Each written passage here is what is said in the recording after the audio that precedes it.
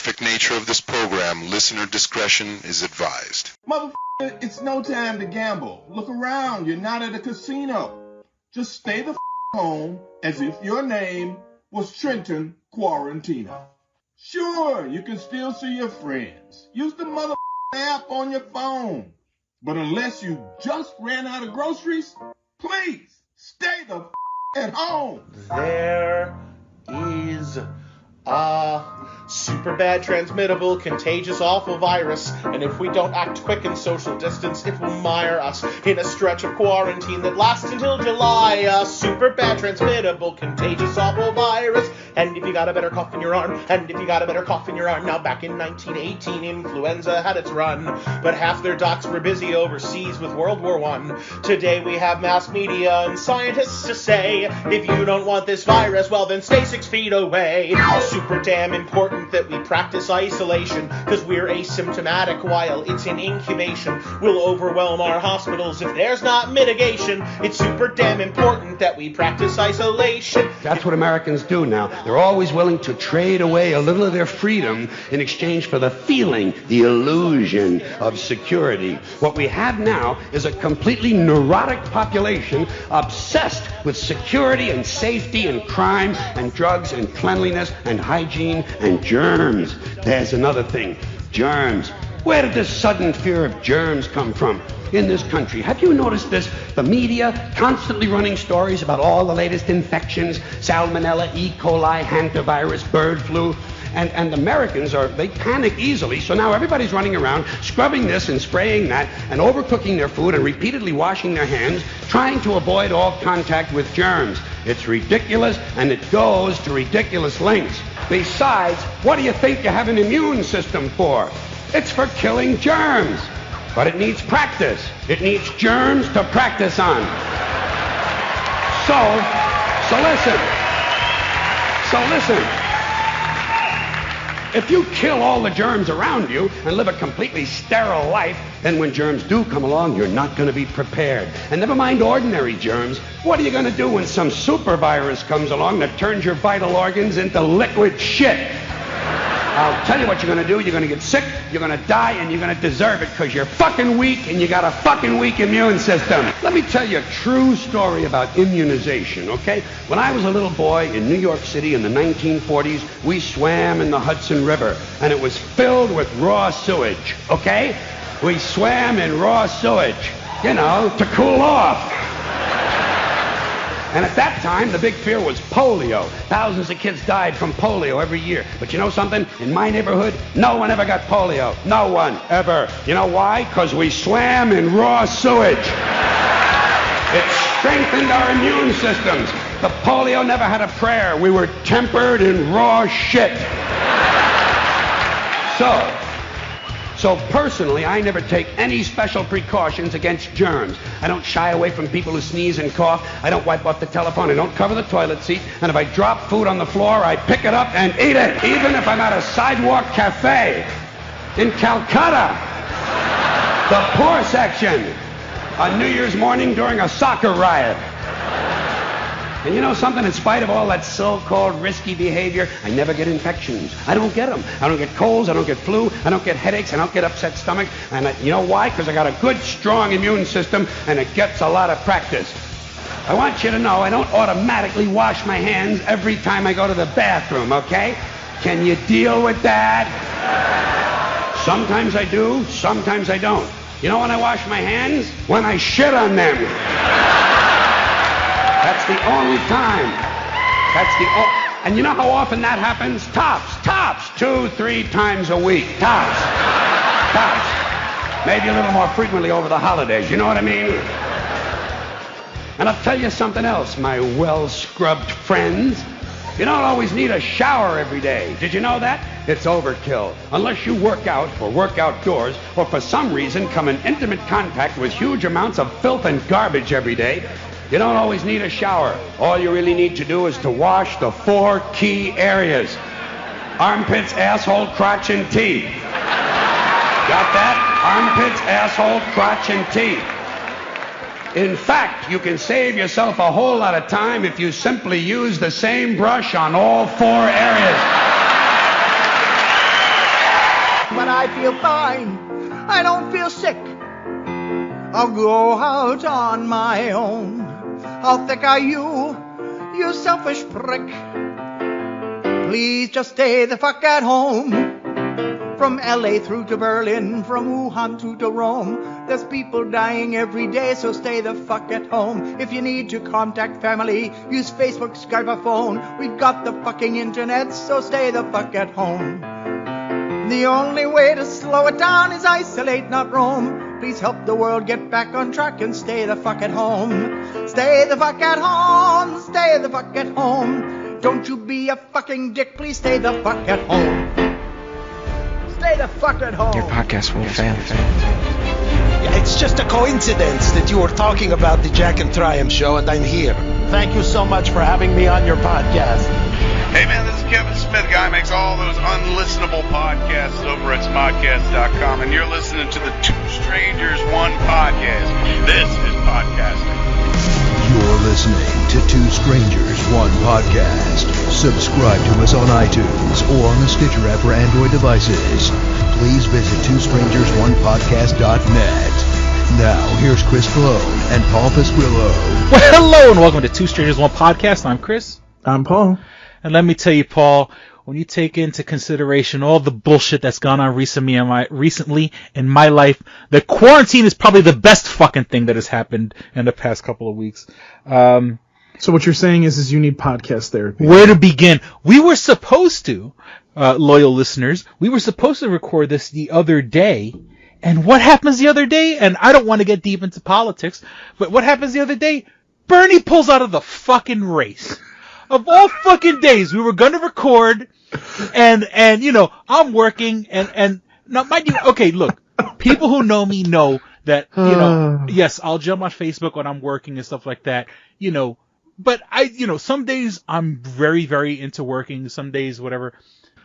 Where's Bernie had dropped, I need to play taps. Fucking Bernie dropped out of the fucking race, like early in the morning. And now, mind you, I didn't get this news till like 6 o'clock, 6:30 in the evening because, once again, like I said, you know, I work. Luckily, you know, since this quarantine, as I mentioned in the last episode, my life hasn't changed at all. Not for the most part. I mean, yes, my daughter's home from school and stuff like that, but I still work from home. I never. Really but wait a minute. But wait a minute, you have to go to Wegmans for shit now, which makes me laugh so fucking much. I have that on my notes, and I'll get to that. We'll get to that. Oh, yes, we will. You know, on top of all this other shit, I have to swallow my fucking pride. Okay, so, you know, my life hasn't changed that much, right? And then, you know, all this quarantine bullshit goes on, and there's more to that story, and we'll get to that in a moment. But the other day, we're gonna record, and then fucking Bernie, and let me tell you, Bernie drops out of the fucking race, and obviously, this is something that I've been very fucking passionate about. This is something that I was fucking, you know, Bernie was supposed to be the fucking chosen one. He was supposed to be the fucking, the Neo, the one to bring balance to the Force. You know, he was supposed to fucking, you know, throw the fucking ring into Mount Doom and save us from the fucking, you know, from Voldemort. All this shit. and he pulls out of the fucking race. And I was just like, for what? You know, he's an old man. Okay, look, he's an old man and there's coronavirus and, you know, it would be really hard for him to campaign in a traditional campaign between now and November as an old man, being that part of campaigning is meeting in front of groups of hundreds of thousands of people. He is, you know, in his 70s now. He's right up there, right in the fucking key demographics of people who are, you know, who are susceptible to coronavirus. You know, you can't screen every single fucking person walking in the door. That's you know, true. in rallies and stuff like that. I understand that, you know, that he has to look out for his own health and well-being. How can anybody campaign this year? You know, had it gotten real hot and heavy, you know, how could anybody campaign? Because, you know, obviously campaigning means going out and meeting people. And we're living in a world where shit like that isn't fucking happening anymore. And, you know, and of course, you know, I don't want to get, once again, I'm not going to get deep into it, but, Biden was taking bites from behind and taking chunks out of fucking Bernie's forward motion. And, So once again, we were supposed to record the other day, and I just told you, I said, Paul, I feel like shit. I don't even want to fucking record today. That's why. Yeah, Oh, I mean, on top okay. of the other shit we'll get into in a minute about what the other fucking bullshit that's going on in my life. But okay, so Bernie drops out of the fucking race. Okay. Well, wait a minute. You can't just let me not have a say on this real quick. Yes, okay. I'm not gonna go too deep into it because Chris has a lot to say. And you we want to get okay, him out. motherfucker? All right. So, first of all, my candidate's the nominee. Thank you. Gotta stick it in a little bit. But I think I said this on the last podcast, but the problem wasn't that people didn't want Bernie. There's a ton of people on my Facebook, a ton of people on my Twitter that want Bernie. And some of those people are still saying, well, I'm not going to vote for Biden because he's evil and whatever. And I'm like, that's a whole nother conversation that we can get into, but I'm sure you don't want to get into that right now. Bernie had this whole thing where I started you guys off. You were supposed to I got you up and running. Like, motherfucker, what are you, the Wizard of Oz? Like, we could have went home at any time. We just had to click our fucking heels. I got you guys organized. I got you guys motivated. Motherfucker, you were supposed to be our figurehead. All right, go on. I'm sorry. You had the power in you all along. Go on. I'm sorry. So the problem was a problem that they found, and this is something that I need people to understand. Let's talk about what facts are.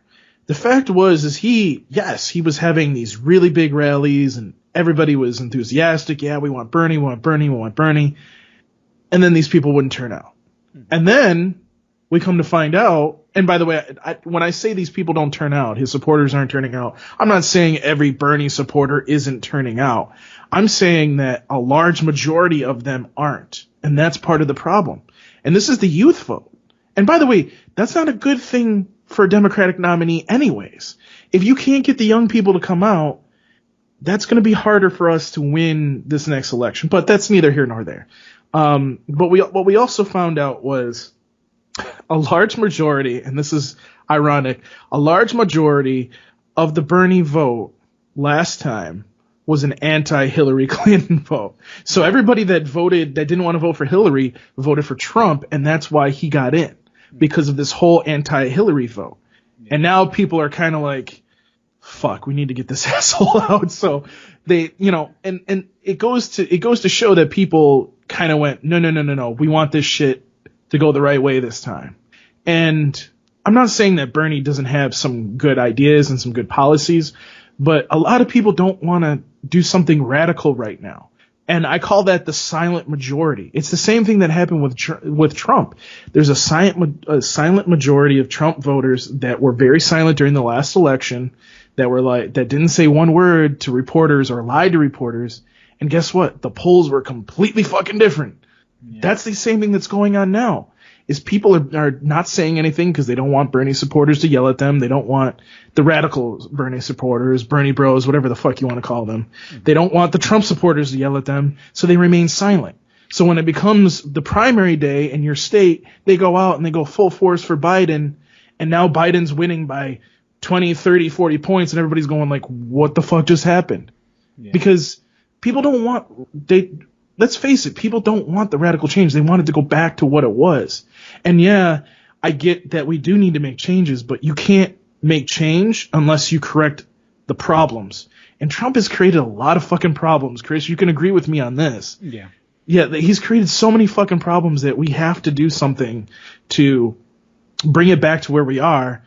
And let's face it, even if Bernie were the nominee and did become president, he would have to fix all the fucking Trump's issues first before we even got to the fucking real issues. Yeah, I mean, well, that's what's on Biden's plate also. I mean, Biden's got to fucking fix all this shit. See, Biden has more experience to be able to go into these countries and get the job done. That's the problem. And Barack is like, fucking Barack Obama has fucking abandoned us in our fucking time of need, because Barack Obama is fucking, where the fuck is he? He started talking. Well, that day when Bernie dropped out, all of a sudden he was more active on social media. So now he's coming out and now saying things because he didn't want to get involved. He didn't want, I mean, every once in a while he would tweet and say, Happy Easter or Happy this or whatever, like normal presidents do when they're not in the presidency. But he didn't want to get involved. And I agree with that. Don't get involved in this bullshit. Don't do that until a nominee comes in place. Now that there's a nominee in place, you bet your ass he's going to fucking go after Trump every chance he gets. He's been jabbing him ever so often. But now, like, dude, like, this is going to be an interesting election, man. And it's going to be even more interesting because of COVID-19. But I mean, that's a whole different story. Yeah, and there was that whole thing. Yeah, there was a whole thing like in Wisconsin where like they had people come out. Oh man, and that was a clusterfuck. And okay, so the one thing else I just wanted to talk about is that like, and it was like two separate girls on my Facebook feed, and this is gonna sound very fucking insensitive and stuff like that, where they're like, if you were a victim of a sex crime, like if you were raped, you shouldn't support Biden. And I'm like, and it's like, it's not that I want to be insensitive I understand you're triggered and whatever has been going on, but it's like, Trump is no fucking angel either. And I really hate to say fucking lesser of two evils. I mean, I hate that's people say it like with like dirt in their mouth, lesser of two evils. I wasn't going to get into that part, but since you said something, I'll make this short. So some of the Bernie supporters have been so there's this woman that keeps showing up. Uh-huh. And now first of all, let's just say for the record, if you've been sexually assaulted, if you've been raped, if anything's happened to you, yes, you should report it. Mm-hmm. Here's the problem with this woman. And by the way, if you go and you look at New York Times Twitter page, you can they got pissed off because people were they've been bitching at New York Times, CNN, all these major news outlets and being like, why are you not reporting on this rape victim? So the New York Times had like, I want to say almost a 10 tweet thing saying, listen, like, we vetted this woman. Every single piece of evidence we've tried to get, there's no evidence. Oh, and by the way, we went back as far as 1993 when this supposedly happened, and the word that keeps coming out of people's mouths is that Biden was the good senator. He had a very female-friendly environment. Yeah. And yes, okay, fine. He's creepy. okay, fine. He's not a rapist. He's just a creeper. Maybe he was unintentionally creepy. I'm sorry, but I'm going to tell you something right now. Most of those senators and probably some of those older House members are the exact same fucking way. Well, yeah, I mean, he's a product of a different time, and I mean, we joke and say, okay, boomer, but I mean, this guy's like a legit fucking boomer. He is, and he's not doing it. He's not doing it intentionally to hurt anybody's feelings. It's just how people were raised before Anita Hill, before sexual harassment. I mean, once again, that's not, and I hate to say like, once again, I'm sensitive to anyone. If you've been raped, and I understand it's fucking obviously extremely traumatic and stuff like that. But for you to go, if you've been raped, you don't vote for Biden. And I'm like, over a woman that is clearly lying, or well, I mean, at this point, I think she's lying at this point because the New York Times has a good, for all intents and purposes, the New York Times has a good reputation. Yeah, and even though whatever if they had something, why would they sit on it? You know what I'm saying? They're not going to sit on groundbreaking fucking. It's the same thing with like the whole thing with Hunter Biden. Like all the news organizations, including Fox News, has been like, listen. We've investigated this and there's nothing happening. Now, that doesn't mean that the anchors on Fox News aren't trying to push it still, because they're way the fuck out there. But at the same time, you look at all these news organizations, even the ones that are in the middle, that are nonpartisan, are fucking sitting there going, guys, we have extensively investigated this. There is nothing here. That's the same thing that's going on here.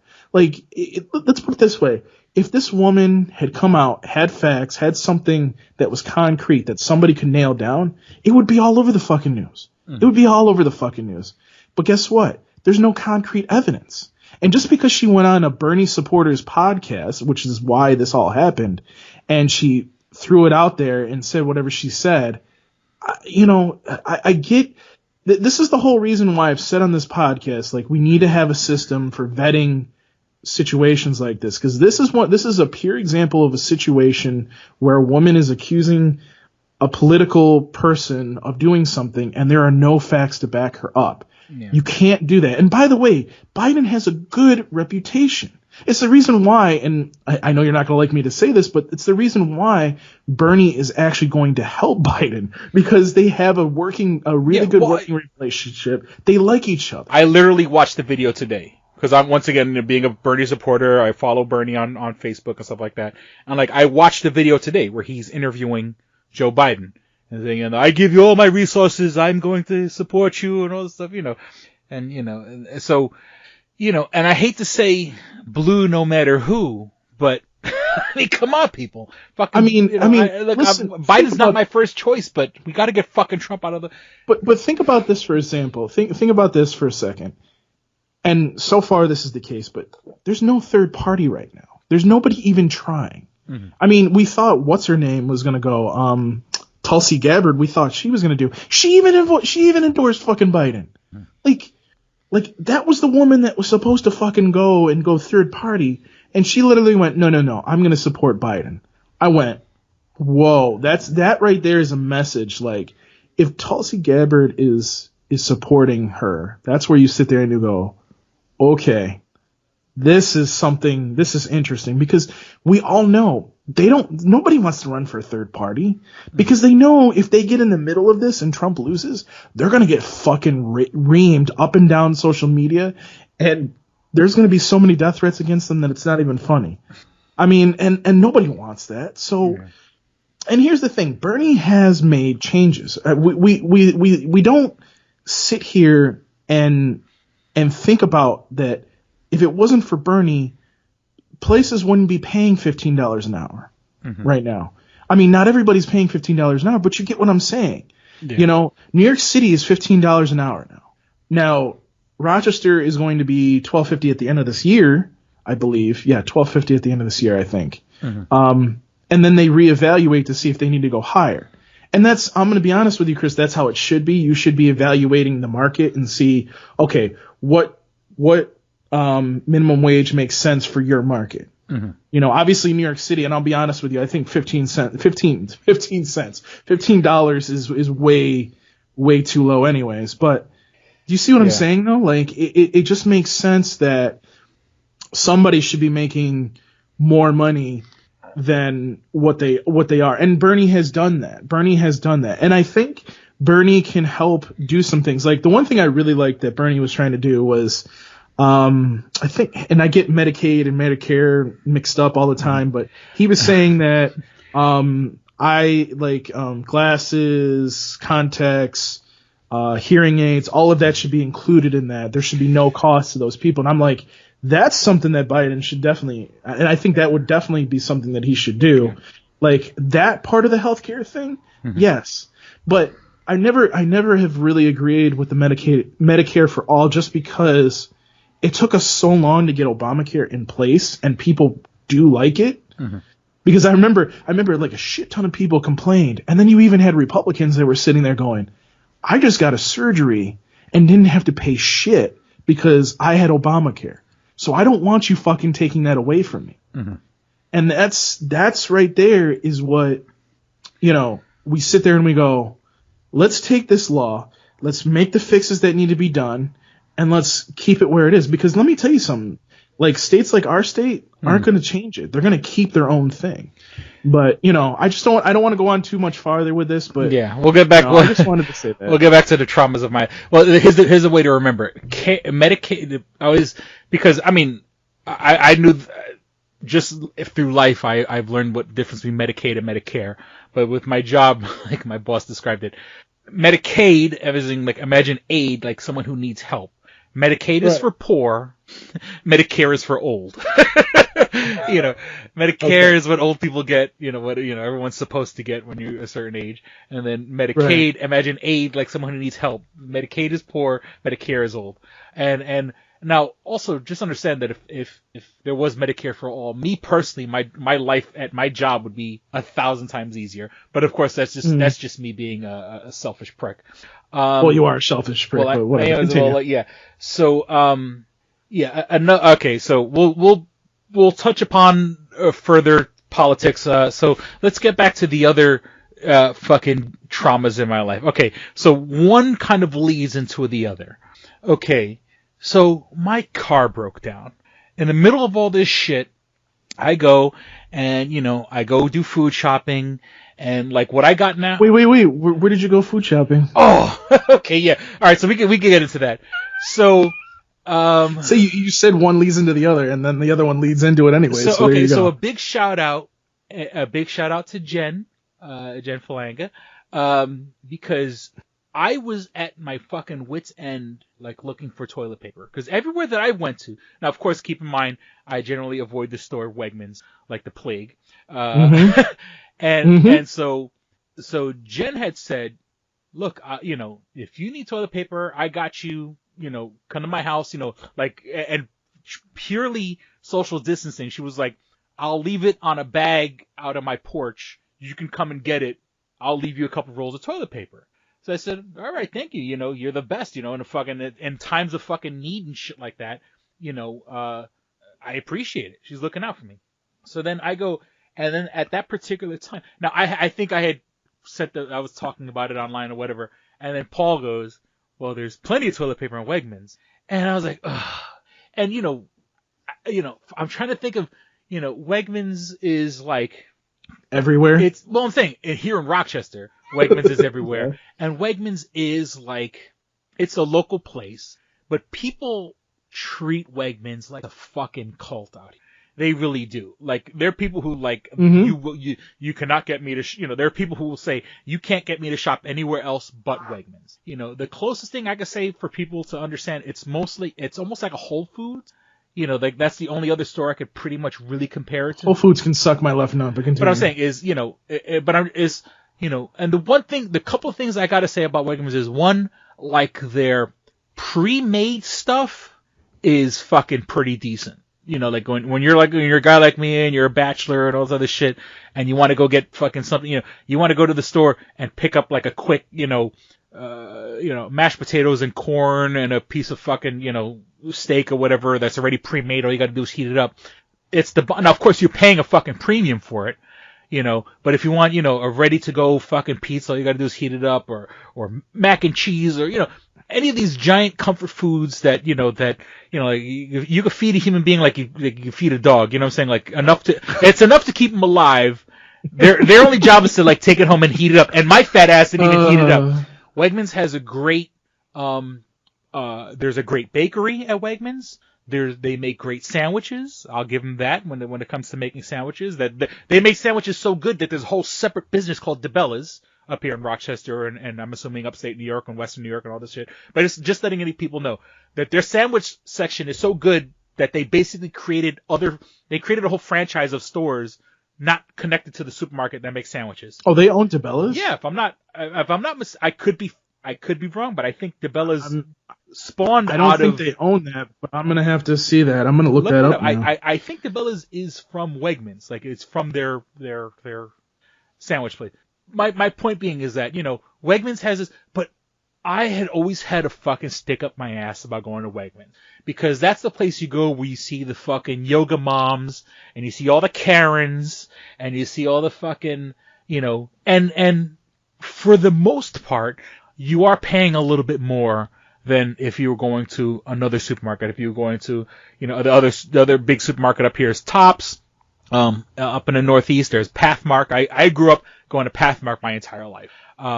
That was like my local supermarket. And they're like in New York and Pennsylvania and I think like the Northeast, Pathmark. So, what I'm saying, Wegmans is a bit higher end. So you're gonna pay more. Now, the one thing that they do, I'll say, is that like their price club or whatever you want to call it, like when you have the stupid card, you have to give them your phone number.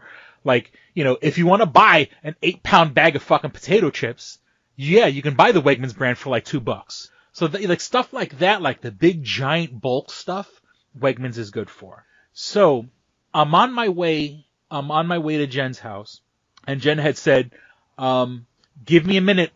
She said, give me a second. I'm caught up with doing something. Swing by in about 20 minutes to go, and I'll get the toilet paper and I'll put it out in the porch for you. So I said, all right, thank you.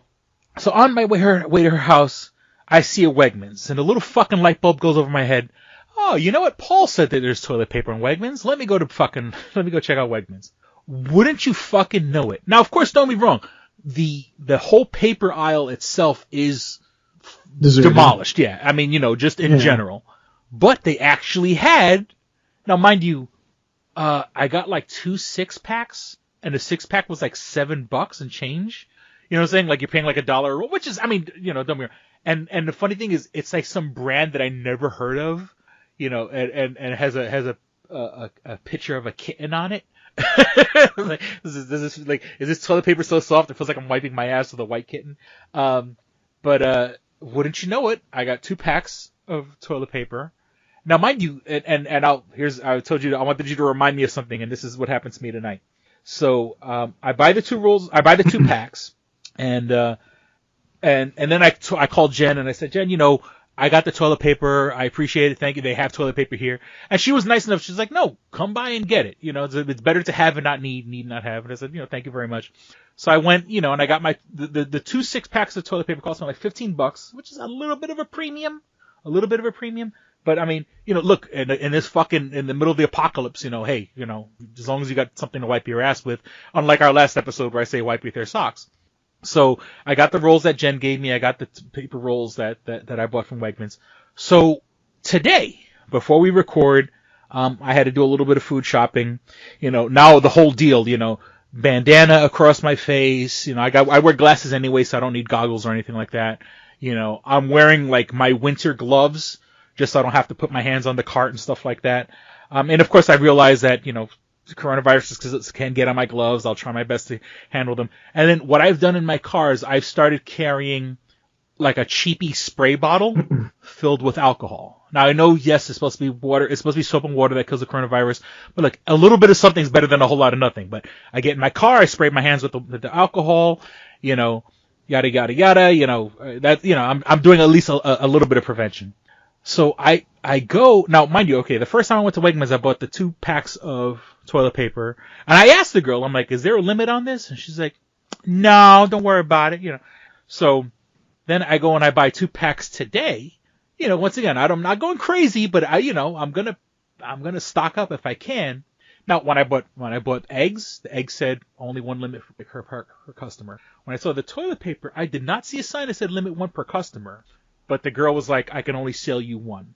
And since I really have fucking plenty of toilet paper here, I wasn't going to give her an issue. I wasn't going to say, I don't see a sign, But my point is, if you think you want to buck the system, go to like a cashier that looks like they don't give a fuck. You know what I'm saying? Because the first time I went, I had a cashier that clearly did not give a shit. And once again, it was not like I was fucking hoarding. I was buying 2 6-packs and nobody knows what I have at home. What if I got 8 kids at home? So the girl tonight actually gave a shit about her job and said, I could only sell you 1.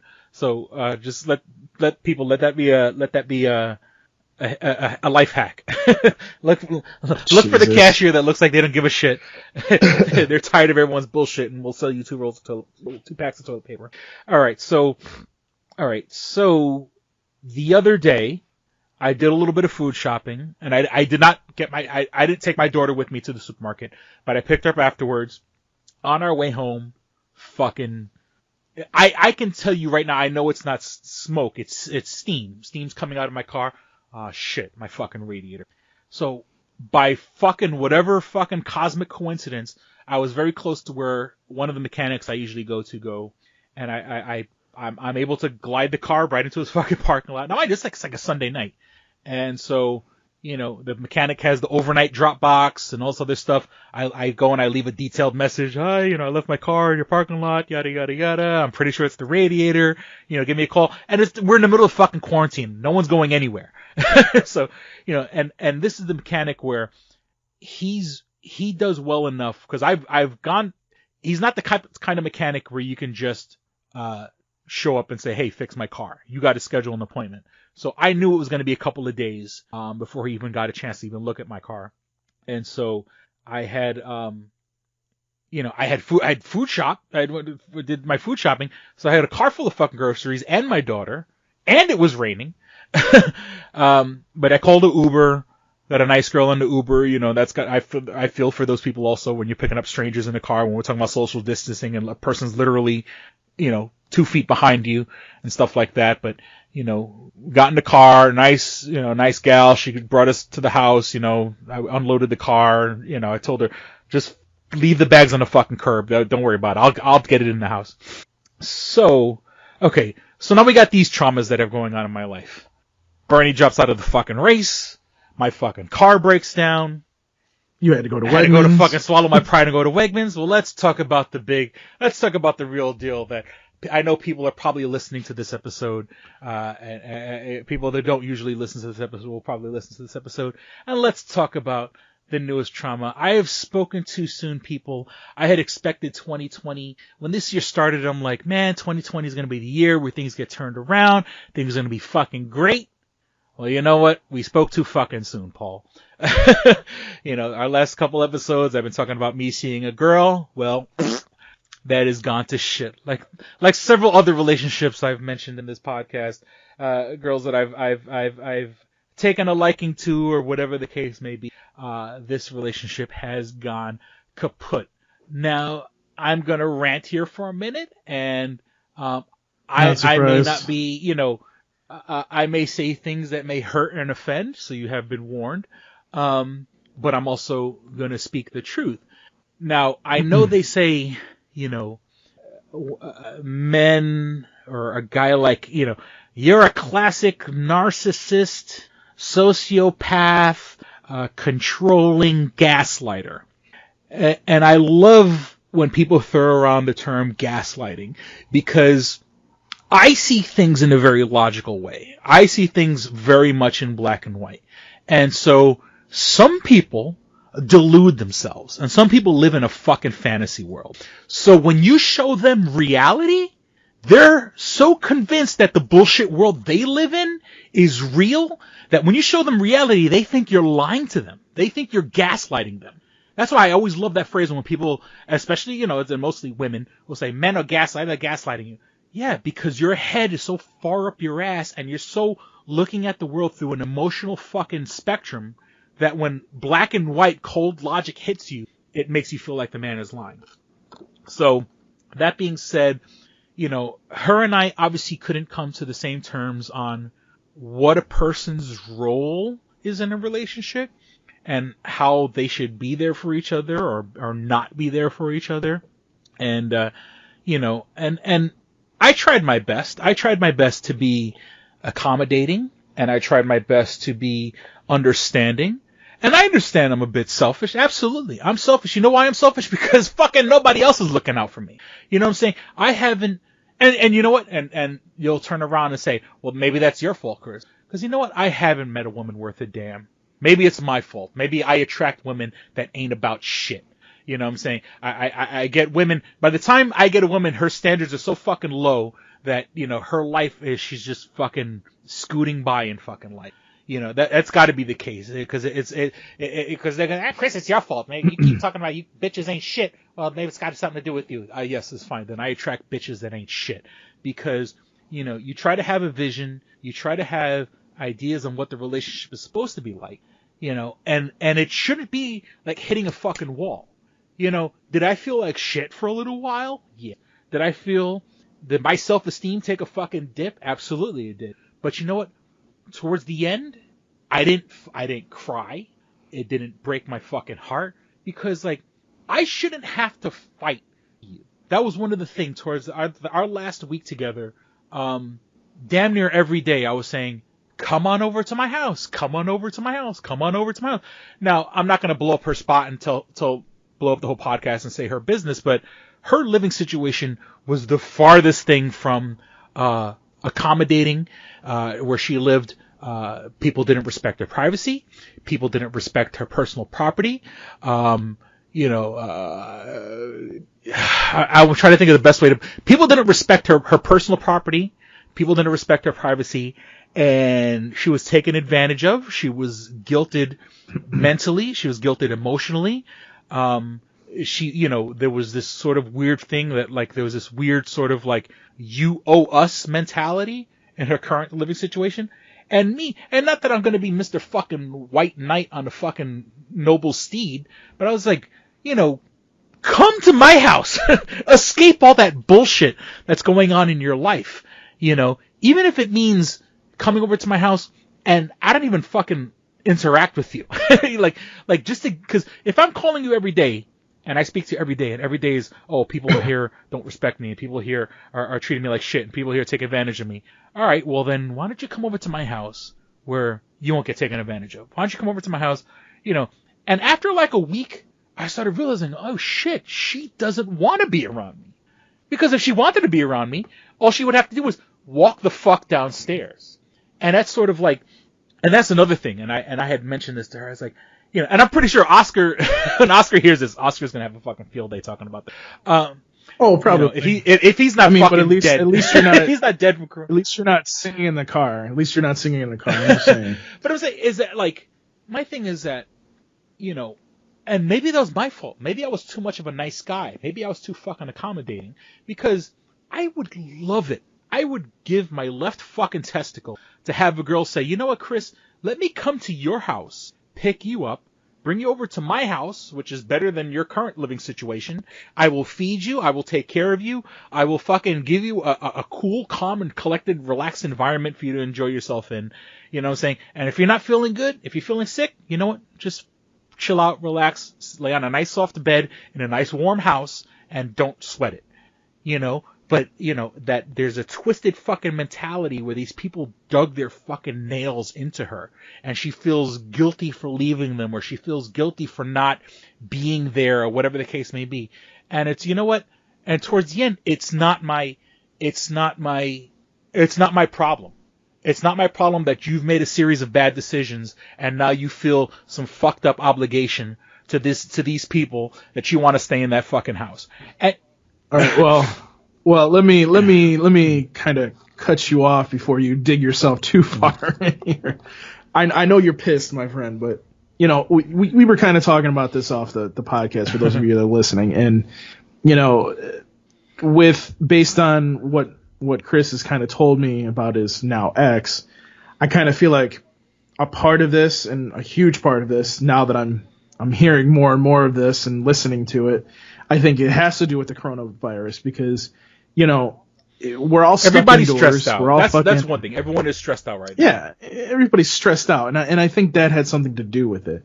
I think that, and I know Chris likes to get his 2 cents out there. He wants to get his aggression out there. That's why we call it fucking podcast therapy. So, but if I'm being honest with you, man, like I think that you and her just kind of have to like leave it for now and kind of just let things cool off. I'm venting. Maybe I'm like venting. when I don't want anything bad to happen to her, and I don't wish anything bad to happen to her or anything like that.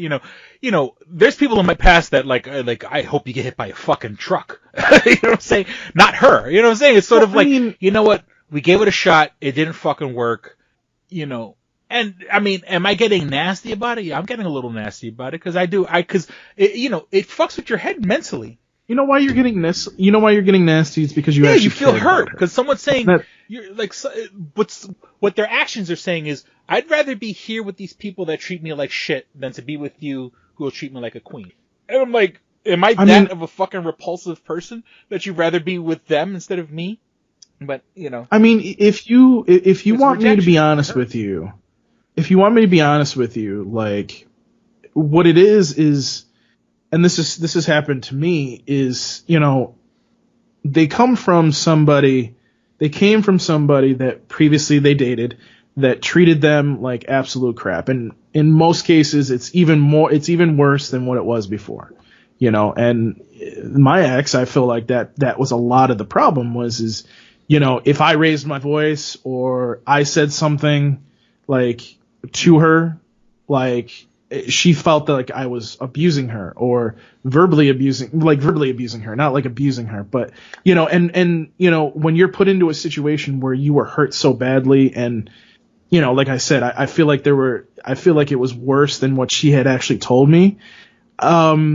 It's one of those situations, Chris, where that they, and especially in this time where you're all shut in, it's one of those situations where you sit there and you go, oh fuck, like she doesn't know how to react to this, and that's clearly, and you're not saying everything, which is good, but I feel like based on what you've told me, and obviously we're not going to get into it on this podcast, it feels like basically this coronavirus is kind of put it higher than what it should have been, because before this happened, you guys were in a really good relationship and you guys were interacting very well. And I feel like this just activated something to where she flipped out. And instead of like, maybe, just walking away for a minute and then coming back and being like, look, I'm sorry, based on what she's gone through in her life,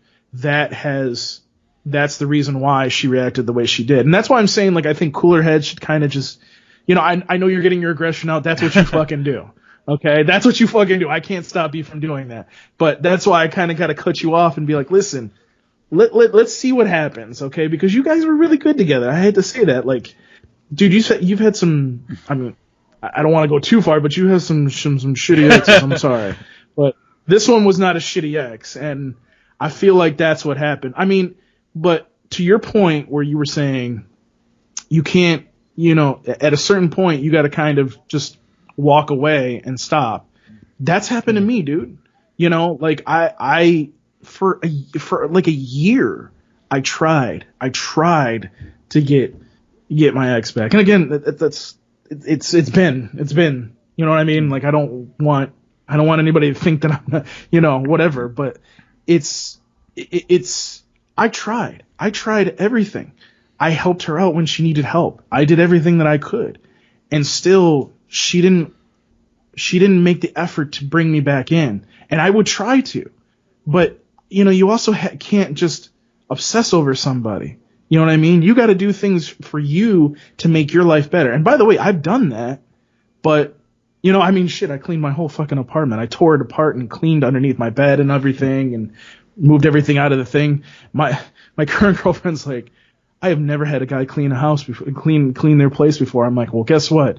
There's something different. That would make, my ex, Chris, like that. She would sit there and be like, who the fuck are you?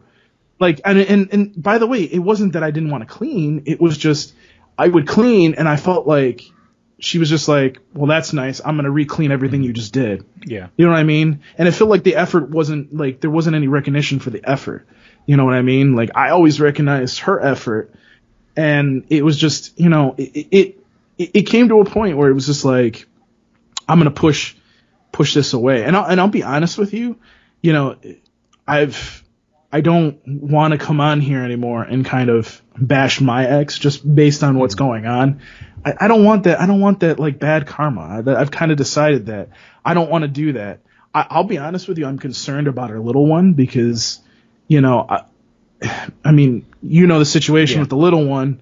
If anybody's susceptible to this virus, and that's a whole nother thing we can talk about at a different time, but I'm worried about her. I'm worried about that little girl. Like, is she going to be okay? Hopefully nobody's coming in and out of that house. Mm-hmm. I would hope, because I don't want her exposed to anything, because God forbid if she gets the coronavirus, man, and she ends up getting, dying as a result, man, I don't know if I'm going to be right for a while. Like that, that little girl was basically like my daughter in a sense, and it kind of hurts me. So, and, we all go through this mental thing of this trauma that we go through when we're in relationships, and the good relationships. So basically what I'm just trying to say to you, Chris, is, let things kind of cool down for now. Let's see what happens. If she really did like you and she really wants to be in your life, she will make contact. If you love someone, set it free. If you love something, send it free. They come back, run like hell. I mean, me and my ex broke up one time, and then she came back. And then we were together for like 4 years after that. So I mean, you know what I'm saying? Like it's not. But it look, happens. And let's fully understand it. I'm just telling my side of the fucking story. You know, there's his side, her side, and the truth. You know, Chris, I understand that what I'm saying here is my point of view. This is everything from my, and now, of course, if you hear that story again, told with emotion and told without logic, I'm pretty sure I'm the fucking villain. I'm the fucking bad guy. I'm pretty sure when she tells other people, if there are people asking her what happened to us, I'm pretty sure in her eyes, I'm the scumbag. I'm the guy who couldn't deal with her and her issues and all this other shit, and I threw her to the side and all this other shit. I'm pretty sure I'm the bad guy when she tells the fucking story. You know? I mean, I'm gonna be honest with you. I'm used to being the bad guy. I don't think either one of you were the bad guy or the bad girl in the situation. I think that the coronavirus has turned all of us into fucking whatever. And look, if I'm gonna be completely honest with you, Chris, I don't think you did anything wrong in this situation. Obviously we're not saying everything on this podcast, but again, like evil, based on what you've told me, narcissistic gaslighter, sociopath. Come on, that's what I do. It's my thing. No. It is your thing, but I gotta tell you, man, I don't think that this was your fault. Yeah, you know what I mean? It is what it is, and quite frankly, I mean, I'm talking about it because it's in my notes, and of course, I kind of just wanted to get it out there.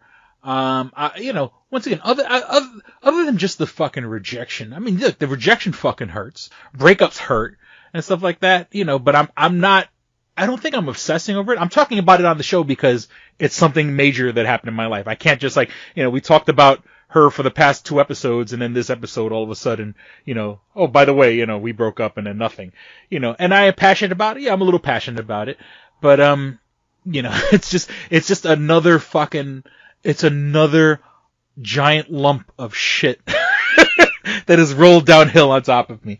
But I think with that, is there anything else you want to add before we go to break? Okay. No, we can do it after the break. I got some things I can talk about. And we'll be back with more dick and fart jokes. This episode of Two Strangers, One Podcast is brought to you by Comics Etc., 1115 East Main and North Goodman at the Hungerford Building, door number 8. Find out more information at comicsetc.biz or like them on Facebook at facebook.com/comicsetc1. Did you ever see a film at such a young age it left you traumatized with cinematic wounds? Necrophilia. It's a dead issue, man. Don't push it. Cinema Psyops is a weekly podcast documenting an ongoing experiment on the mind of an unwilling test subject. No one should have to watch this movie. Oh, no one should have to watch this? No one should have to watch this movie. Surprisingly, it's not a topic that a lot of people really want to tackle. I'm shocked, prudes. I know, really. Right? It's the next sexual frontier that no one wants to explore. I am, in the most sincerest of senses, disappointed in you. It takes a powerful goddess like Connie, jam her arm down the monster's throat and kill it. Oh, I'm still tripping out over that. Even as a kid, I was like, I gotta find a girl like that. Every week, I get a new look of disappointment that I never thought I could get out of her. Unimaginable. At 12 years old, you should not be watching this movie. Obviously. At 13, you should not be. 14, you shouldn't be. I'm not entirely sure even 17-year-olds should be watching this. Just because you're offended by something doesn't mean that you have the right to demand that it doesn't exist. Watching this film again, I had all of this little nerd glee with everything that kept little popping history up. all popping up absolutely. at you. So I totally loved this film.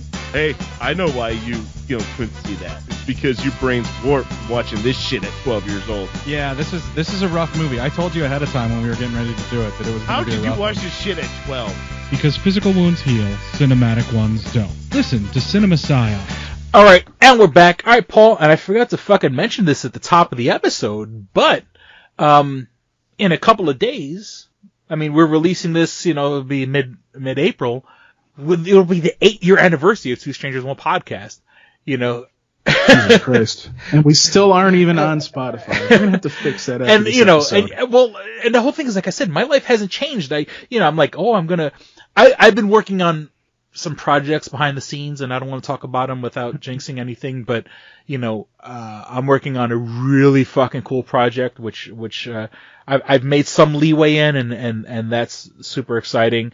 You know, I've always, you know, my big thing was I wanted to get a Patreon started for the podcast, but, you know, I've been so busy with like work, and then when work is done, I feel like fucking you know, all the wind is out of my sails that, like, you know, I want to do a Patreon, you know, and stuff like that, but it's just like, you know, I don't have the fucking energy. I really don't, you know, and so, I mean, you know, and it's so easy to fucking distract yourself, and, you know, I like doing, like, I sing online, I do those stupid Smule videos, or, you know, or the other day I did the 6 fan art drawing.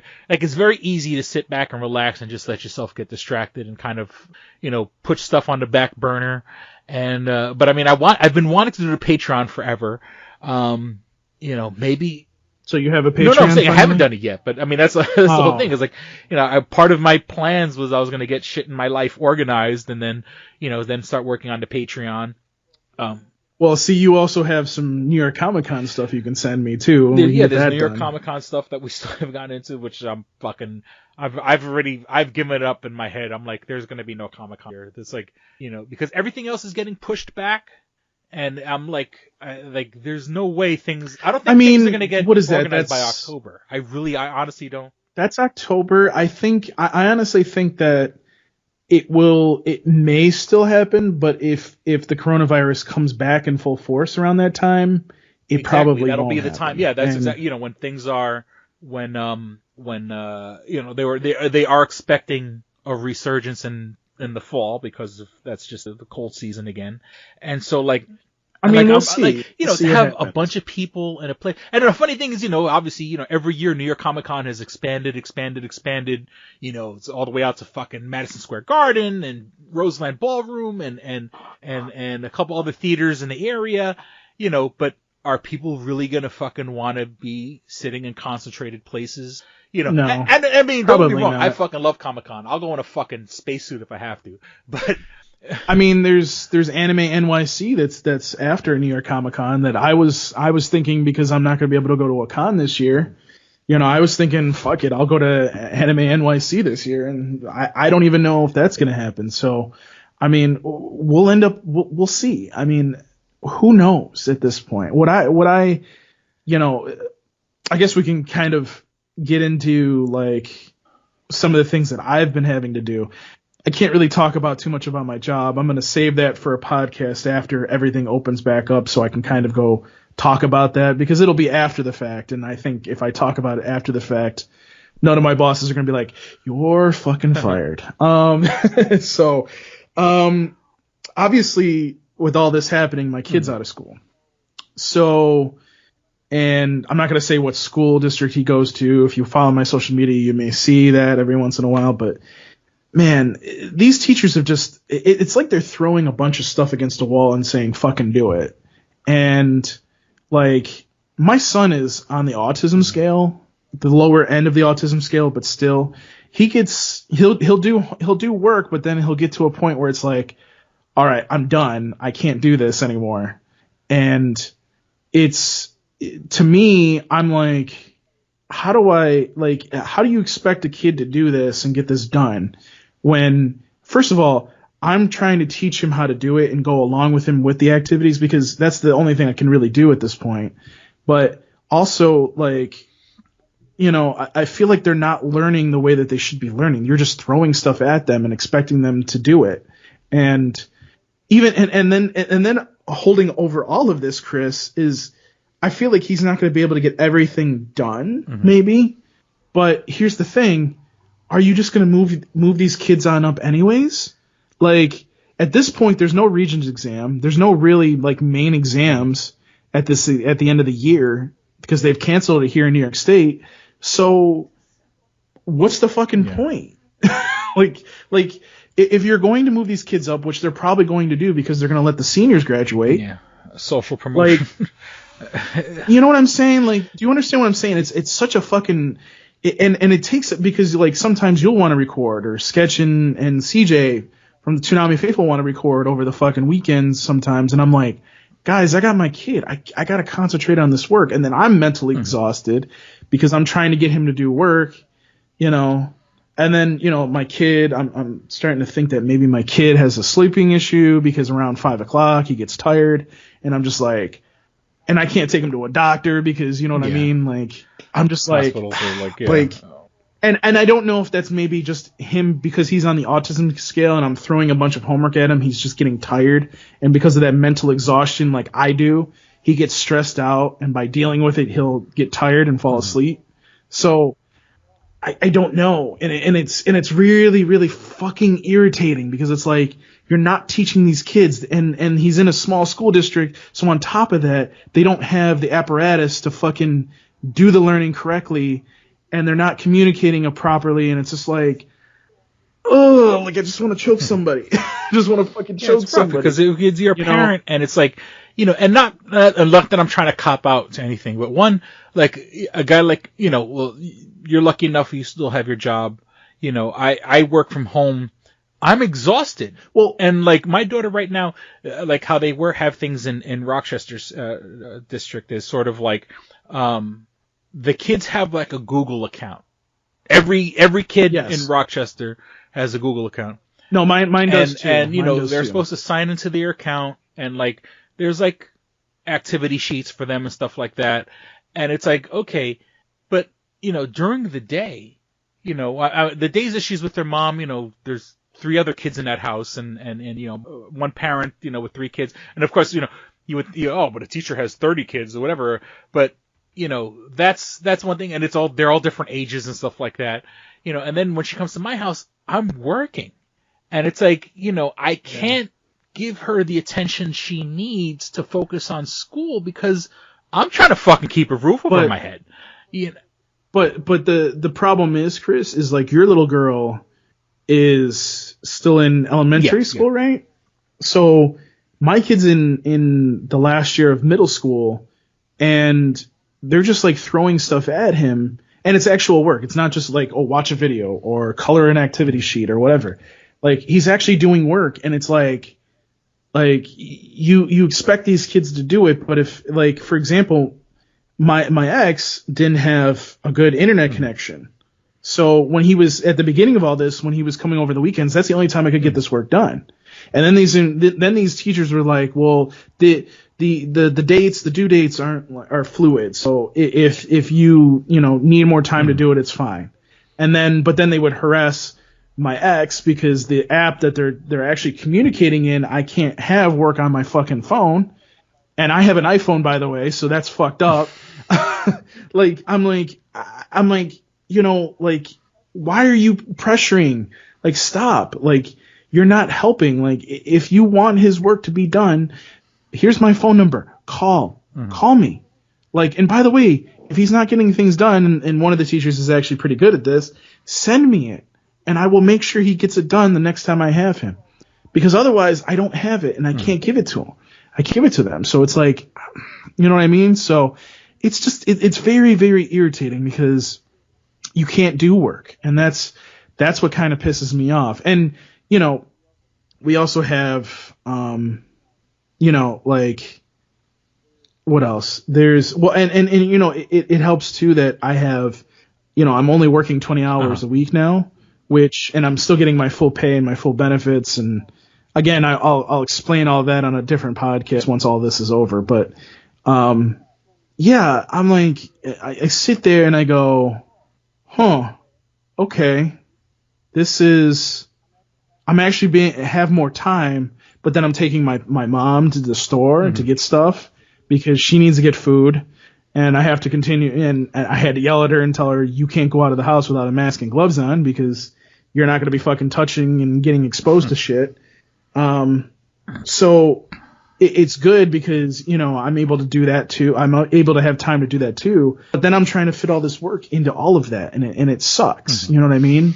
So, you know, and don't get me wrong, I love my son, and I don't want this to come off like I'm complaining and bitching about something. But dude, it's very frustrating to try to get this stuff done, and work is not even a problem for me. It's just frustrating that I may be doing all this work and he's still going to pass on for no reason. Yeah, I got what you're saying. Yeah. You know what I mean? And it's just like, why stress these kids out with all this work, which is what it is, then, you know, just letting it, like, you know, just giving them small pieces of work. That's not what some of these teachers are doing. And I want to rip my fucking hair, what left I have of my hair out. And it's activity sheets. Who the fuck has a printer? You know what I'm saying? Like, you know, the there's that school, too. you know, there's a printer. There's someone downstairs. You can print up your stuff, whatever. Oh, my favorite part about it, Chris, is you were talking about Google. So that they do all their classwork on fucking Google Classroom, not Google Classroom, Google Docs. So their form of PowerPoint, their form of fucking Word, and all that. And they want them just to put it in a sheet. And I'm like, so that way they can edit it. And I'm like, are you fucking kidding me right now? Like, I'm like, I want to print it out so I can see it so that he can do it. And then I'll scan it and send it to you. And it's just like, so yeah, it's very, very, very annoying. And it's starting to get to me because I'm just like, you know, I really hope that all of this is for naught. I mean, Cuomo hasn't really closed down all the schools. Our fucking county executive is saying that he's probably not going to open up schools for the rest of the year, but yeah, I don't know. I wish they would just say the schools are closed and then they don't have to do any more work. Yeah. I mean, it also just goes to show you that fucking Wi-Fi is a resource. Like, Wi-Fi is not a resource. That's, I mean, it is a resource, obviously. I mean, like electricity and water. You know what I'm saying? We live in a world where nowadays, you know, I'm lucky enough where I have Wi-Fi in my house and stuff like that. What about parents that don't have legit Wi-Fi? I mean, yeah, you have stuff on your phone and stuff like that. You can have data on your phone and, you know, but like, you know, you have a household where, you know, mom has a fucking, you know, a Boost mobile phone, you know, and, you know, and dad has a prepaid, whatever, you know, whatever the Walmart version of the phones are. You know what I'm saying? Like, you know, it's hard enough having a kid at home because kids get easily distracted. You put a kid in front of a computer and, you know, and they're going to be looking at TikToks and fucking YouTube videos and all this other shit, you know, but, you know, it comes to show that it's a legit, I'm coming short on the word, you know, resource isn't the word I'm looking for, but, you know, it's a thing that all homes need. And, you know, and especially in a time like this where, you know, the kids are supposed to get some sort of education, you know, there are people out there, you know, there's people out there that don't even have fucking food. But I mean, for the time being, you know, if you're trying to maintain some sort of semblance of normalcy, you know, the kids need Wi-Fi. You know what I'm saying? And it should, Wi-Fi, internet and Wi-Fi isn't a luxury. It's a utility. That's the word I was looking for, utility. Well, I think that's going to be the next thing that ends up happening is we're going to start looking at, because I'm going to be honest with you, before we even look at healthcare, we need to start looking at internet as a utility, and like you were saying. And I think that's the first thing that we have to kind of look at. But there again, you know, part of the problem is a lot of these cities don't have big apparatus to do that. I mean, look at what's the one? It's called it's not Spectrum. It's not just, obviously we have Spectrum around here, but then what is that other one? It's called Green something. Is it Google Green or something? Am I confusing that with something else? No. It's the internet service. It's got like really good like traffic and everything. I can't think of what the name of it is off the top of my head. Green Wire or some shit. I don't know. But that's basically internet. I mean, that's like cell phone internet, you know, but not that that's a bad thing, but I don't know. Yeah, let me look it up here. I'll look it up real quick because I definitely want to. You know, it's hard. You know, it's hard for me to give my daughter the focus she needs. Oh, Greenlight Networks. That's what it is. Basically, they don't have the setup where they're all the way through Rochester, but now that they've actually partnered with somebody, they've been expanding it out a lot more. But the point that I was trying to make, and I'm sorry for dragging that on for a minute, but you know, it's you know, we need to have internet here that's cheap. $50 a month for like 200 megabits or gigabytes or whatever per second. Like, I don't see why that can't be a thing. You know what I mean? Like, just do it. That's just do it and it'll be fine. And I think that is definitely what's needed because, like people like my ex don't have it and they're not going to get it because it's expensive. Yeah. And it sucks for my kid, but it is what it is. And, again, there's other things too, but when you have, like you were saying, when you have like my ex has 2 other kids, his brothers, those aren't my kids, but that's neither here nor there. It's like, how are you supposed to do that with all these other kids as well? So I get what you're saying. It's really hard. It's kind of fucked up. Nobody was prepared for this. So even if they just get a small amount of work in, but my son has done a lot of work, mind you, you should be moving these kids on no matter what. And that's the way I think it needs to happen. And hopefully it does. And that's just my bitch. That's my like fucking bitch. The other bitch that I had, and we were talking about this off the podcast as well, is over the weekend there was some kind of where 2 people got into it in the city and one person ended up dying, and they wanted to have a vigil or whatever, funeral, whatever procession, and a group of 30 to 50 people show up on a street corner, and the mayor said it was okay. And the police were like, oh, it was okay. Now, apparently there was this threat of if they weren't allowed to do it, there was going to be violence and whatnot. Yeah, well, let me just rewind there for a second. And unfortunately, and I've mentioned this before the podcast also, is that, I'm familiar with that corner only because in the past I've had to deal with someone with substance abuse problems here in Rochester. And that is a notorious corner for drugs and for drug sales and drug usage. And so let's not pass over the fact that the reason people were having a vigil there the other night was because the night before one guy stabbed another guy. So this isn't exactly I'm trying to say the nicest way to put it. It wasn't like it was 2 fucking angels. Wasn't some a fucking satellite fell out of the sky and killed these people. People up to criminal activity escalated and it led to a death. And then once again in this notoriously crime-ridden corner, there was, and they showed it on the news or whatever. A large group of people sitting outside of the fucking corner store with the bottles of fucking Cavassier and the fucking candles and the balloons and all this other shit. And it's like, in this time of social fucking distancing, and it hurts me because, one of the big things that have been coming out in the news also is saying that, Black and Hispanic communities are getting hit harder, per capita, whatever, than traditional white communities.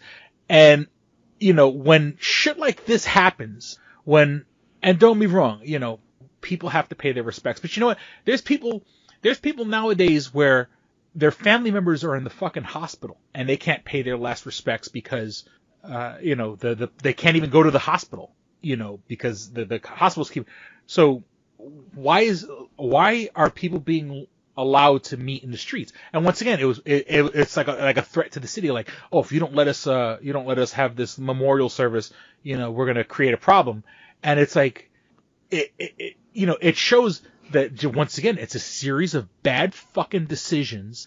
And that's not, this all started because of a bad decision, and everyone coming out just fucking perpetuates the fucking bad decisions one after another. And what's not this, all of these churches now, these churches that didn't want to social distancing and stuff like that, all these preachers now are coming up with fucking are being diagnosed with coronavirus.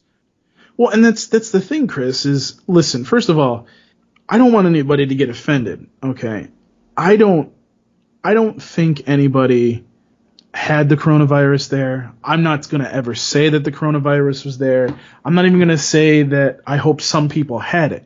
What I'm saying is I hope nobody at that event had any coronavirus whatsoever.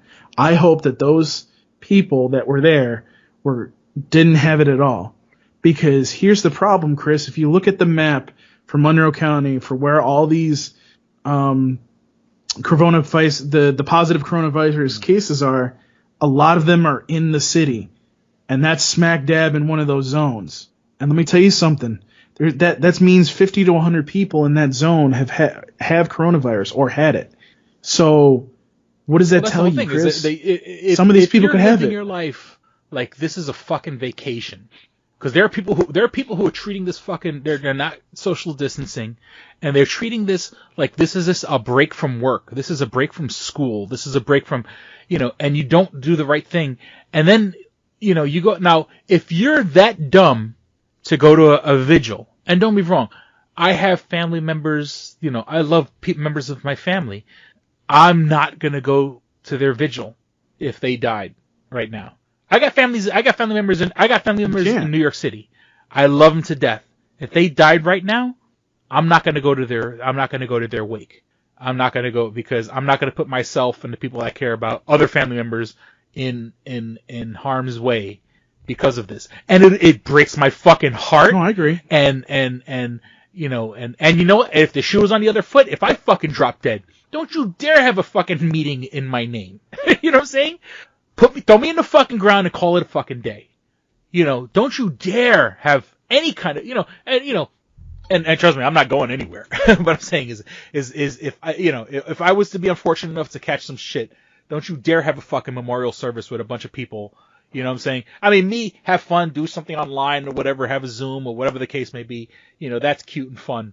But, to put people's lives in danger, how dare you feel so self-important that you think that's, you want people to meet up or whatever because you passed that, with the current state of affairs, you're worth, I'm glad that you're dead. If you think people should come to your fucking funeral at this fucking time, maybe you shouldn't be fucking alive.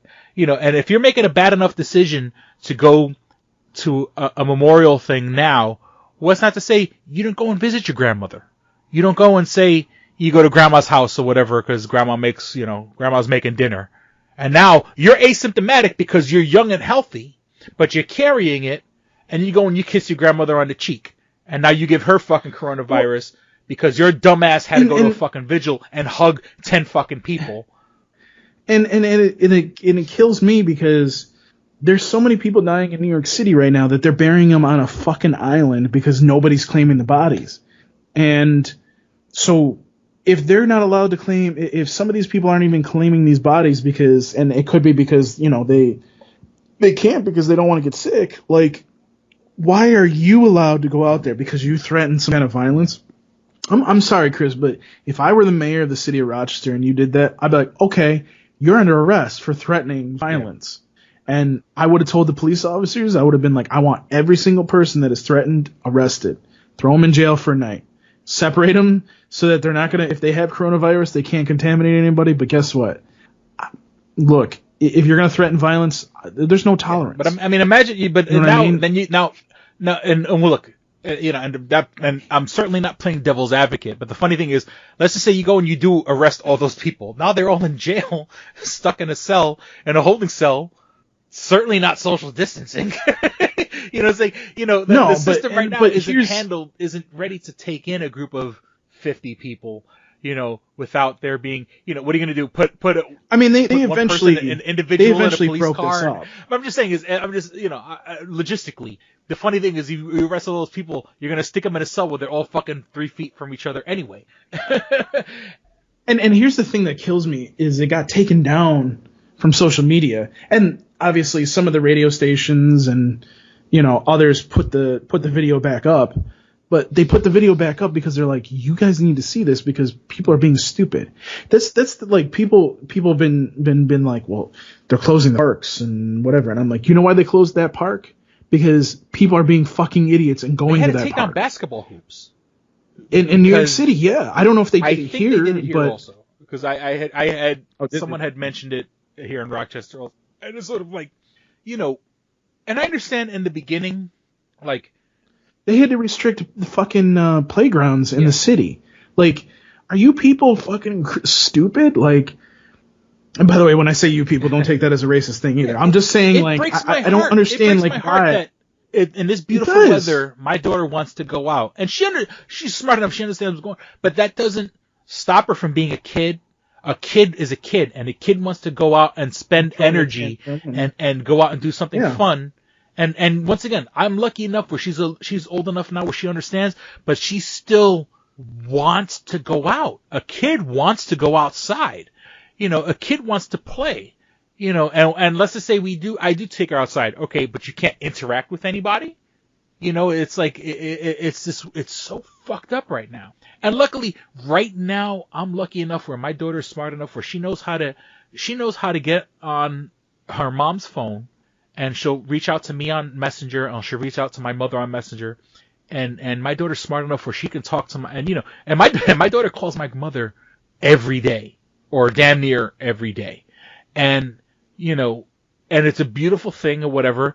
And, you know, but, you know, some people don't have that luxury. What if my mother didn't have, I mean, of course, we could always have just a good old fashioned phone call, you know, but, you know, I'm lucky enough where, you know, my mom, who is not a technological person, but, you know, my brother helped her out and got her a fucking, you know, a smartphone that, you know, she can know how to, you know, use and you know, all this other shit. So, you know, at least, you know, they have, you know, my mom has it. Some people don't have that.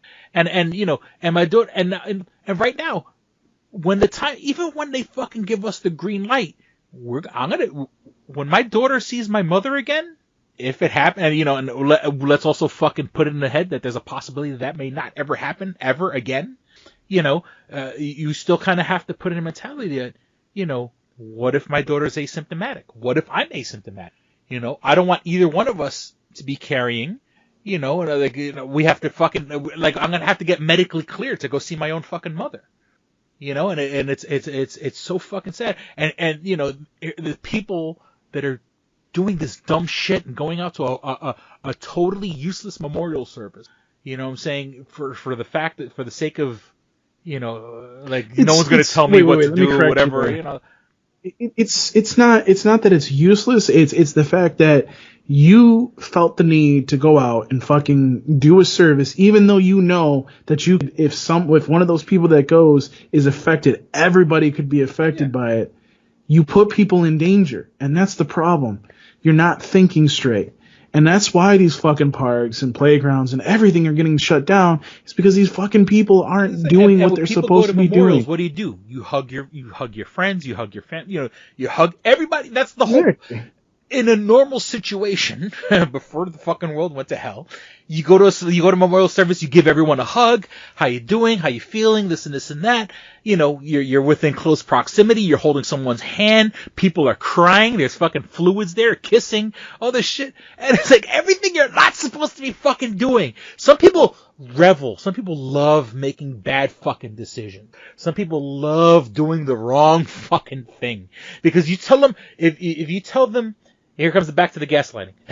You tell them, don't do that. The logic says, don't fucking do that. And they're like, you're not going to tell me I love this person and I'm going to respect their wishes and I'm going to show them how much I love them by meeting up with these people in the street. And you let your emotions get the better of you. You know, you know what? Guess what? Now you've made things 10 times worse because now you're making everybody sick.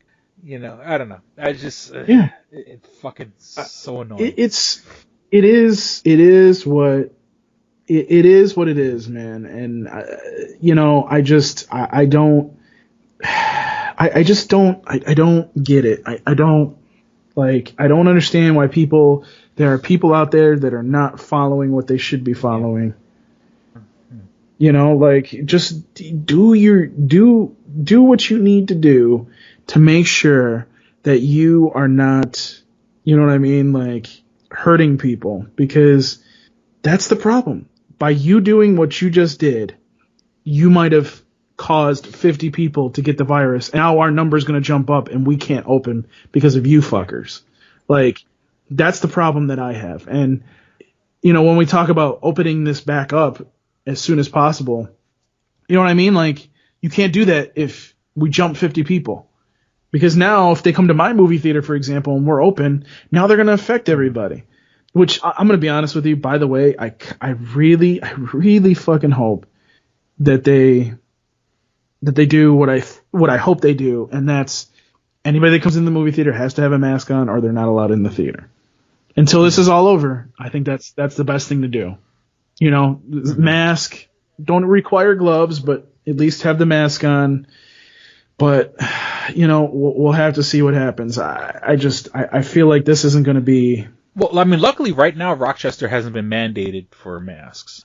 I went shopping today, and No, they did actually by 8 p.m. Wednesday night, everybody that's considered an essential worker that interacts with the public has to have a I'm mask. sorry. I meant to say, like, there's some counties here in like, I had a friend in Florida that it happened near him, and there's a couple places where, like, you can't go outside without a mask. Like, it's against the law to be outside without a mask right now. And like, so, I mean, luckily we haven't gotten to that point. Now, of course, yeah, workers, that's a whole other story. Yeah, absolutely. Because those people have to be outside. But I think there's places, I could be wrong, but I'm pretty sure the way I read it is that, like, if you're leaving your house, you better have something covering your mouth, and, it's going to get to that point, like, hopefully, I hope it doesn't, but, Neither it's do I. going to get to that point where we have to fucking, and I had my bandana today, and it's weird. I'm walking into a Wegmans, and Wegmans, everyone's got to stick up their ass because everyone thinks they're all fancy schmancy, and I got a bandana around my fucking face like I'm fucking at the OK Corral, you know what I'm saying? And now, mind you, I ordered a mask. Where's my mask coming from? It's coming from China. I ordered one that's like it's like a motorcycle mask. It's sort of like a thing that you wear, like, it's supposed to be to keep dirt and stuff like that from you breathing it in. But I mean, something is better than nothing. I actually ordered like 12 washable fabric masks from a company that I've bought T-shirts from before, and I'll be having those because I'm going to start going out with a mask once I get those. But that's something that I think we need to do from now on. I mean, that's the only thing you can really do at this point. And just don't sell out your theaters either. That's what you're going to have to do. You're going to have to social distance everybody. So well, I mean, but the rumor was, and I don't know if we mentioned this last episode, but like, by the time things come around where they reopen the theaters, like, look, I love going to the movies, but even I'm apprehensive, and they're going to need, like, the rumor was that I read, and there's no truth to this whatsoever, but the argument makes sense that, like, what if they re-release Endgame and Avatar and Star Wars Episode 9, like they release like the blockbusters sort of to be like, hey everybody, come on back, so come see these good-selling movies. What they did over in China, and this is where this rumor came up, and this is probably actually how movie theaters over here will do it. I have no knowledge, speculating, so I can't confirm nor deny this, but there's the feeling that they may have, and at least my CEO has said this in an article in Deadline. By the way, fuck Trolls World Tour for putting their shit out on digital. Fuck them. We'll talk about that in a second, but go on. But they basically what happened is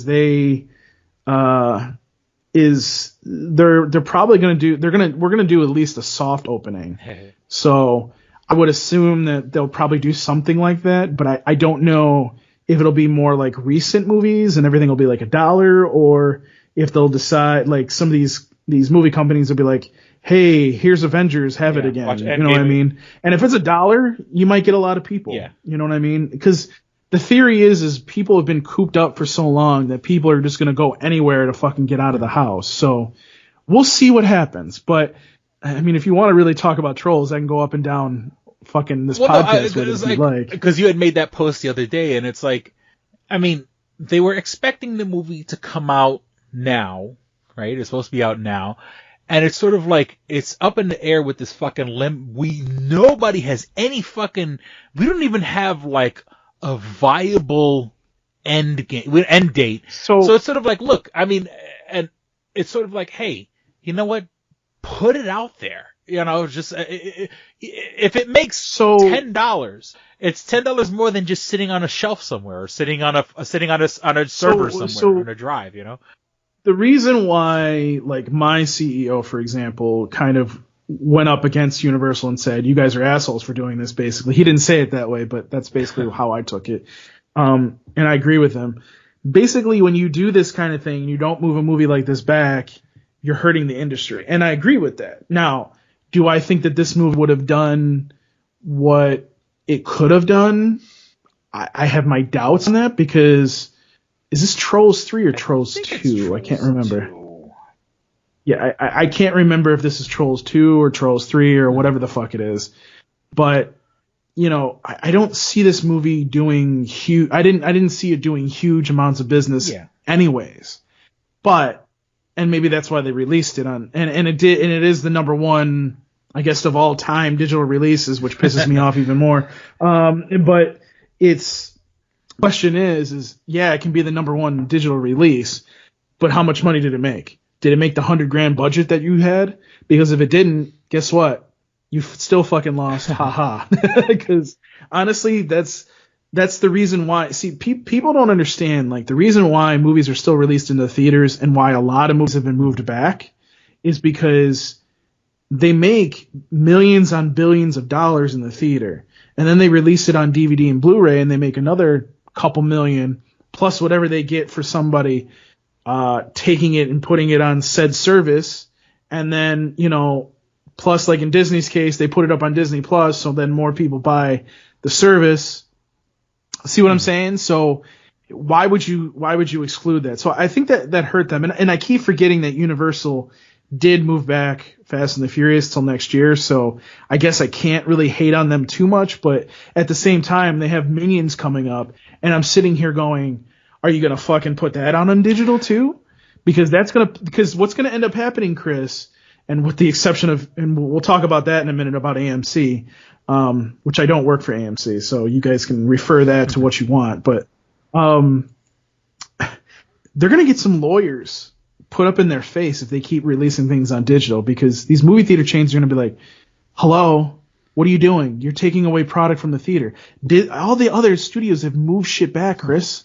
Disney's moved everything back. The only thing that Disney's putting on demand is Artemis Fowl, and I'm going to be very serious with you. None of us really thought that was going to do anything. They're putting it on Disney Plus.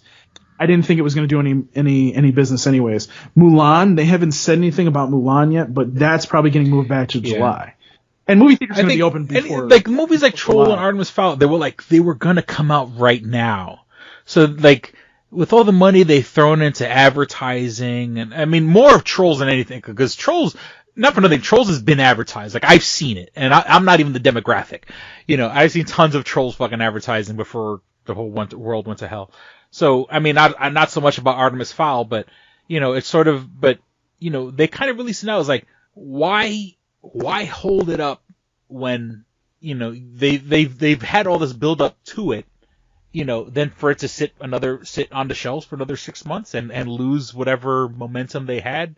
You know, I mean, obviously, you know, releasing it on digital's, you know, a big dent as opposed to releasing it in the theaters, but just fucking, you know, get it out there. And see other movies like Fast and Furious, like, now that we know shit's happening, now that we know shit's shut down, they don't have to put, you know, we don't need the teaser trailer right now. You know, because, you know, a year before the movie comes out, they'll hit us with a teaser trailer. So, you know, they don't have to give us, you know, all the hype and all this other bullshit, you know. And they, you know, they can build up a new hype for a new date somewhere in the future. Trolls, that Pandora was already out of the box. You know what I'm saying? You know, the monster was already out the box. You know, same thing. I mean, Artemis Fowl, I don't know about Artemis Fowl, but I've heard about it. But I mean, you know, Onward, I saw it Onward on Disney Plus. Such a good fucking movie. You know, Invisible Man actually saw in theaters before all the shit, before the world went to hell. I think they just released, Impractical Jokers. That was the last movie I saw before the world went to hell. I saw that in the theaters. And I think they just released it on Amazon. Well, I mean, they're keeping momentum for the movies that the train was running, the train was going full steam. Okay, release them now on digital format because they've already invested so much money in advertising. Later movies, you know what? All right, fine, we'll wait. And at least Marvel, they're slating everything backwards like one slot. Where Black Widow was supposed to come out now or May or whatever. Now that's getting pushed back to like November. And then the movie, then I think it was supposed to be like Shang-Chi was supposed to be coming out in November. That's getting pushed to like next year, May or whatever. I don't quote me on that, but I'm saying is Marvel was smart enough where they said, look, we'll just shove everything back a peg. Right. And I think everything, pretty much all the movies that were out when they closed the theaters down, those have gone out into digital, and that's fine because, quite frankly, Chris, they weren't doing shit anyways. But it's a difference between, and I was having this conversation the other day. It's a difference between, and this is something that people don't understand about movies that come out into the theaters these days. There are movies that you look at the movie and you go, this movie should have just gone straight to like a Netflix, and that's a lot of the movies, by the way. And then there's the movies you go, okay, this is definitely should be in the movie theater. And, the movies that I always sit there and go, they should just go to Netflix or something like that. Great, go ahead. They weren't going to do any business anyways. But then when you got like a Marvel movie or a Mulan, you kind of sit there and you go, no, that should be in the movie theater.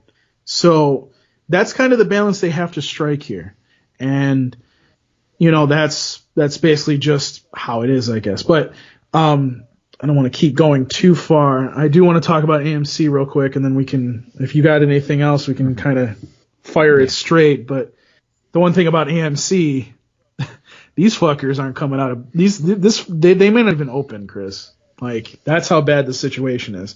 And by the way, I don't know anything behind the scenes. Everything that is out there in the public about the articles that have been written about this is true. But I mean, that's the information. I keep seeing AMC is going away. AMC. Why? What have they made a big misstep somewhere that I'm not fucking aware of? They did. So, unbeknownst to everybody, AMC was doing really bad. Okay. It was doing really, really bad. So, what happened is AMC, if you notice about AMCs, when they buy a theater, they come in, they redo the theater, and then, that just attracts a bunch of people to the theater. Here's the problem. After a while, people start going to the new theater that just got remodeled or something else. Problem is you put all your capital into that, you have nothing to sustain yourself through this crisis. Mm-hmm. So they were already hurting before this crisis happened. This kind of put the nail in the coffin, so to speak.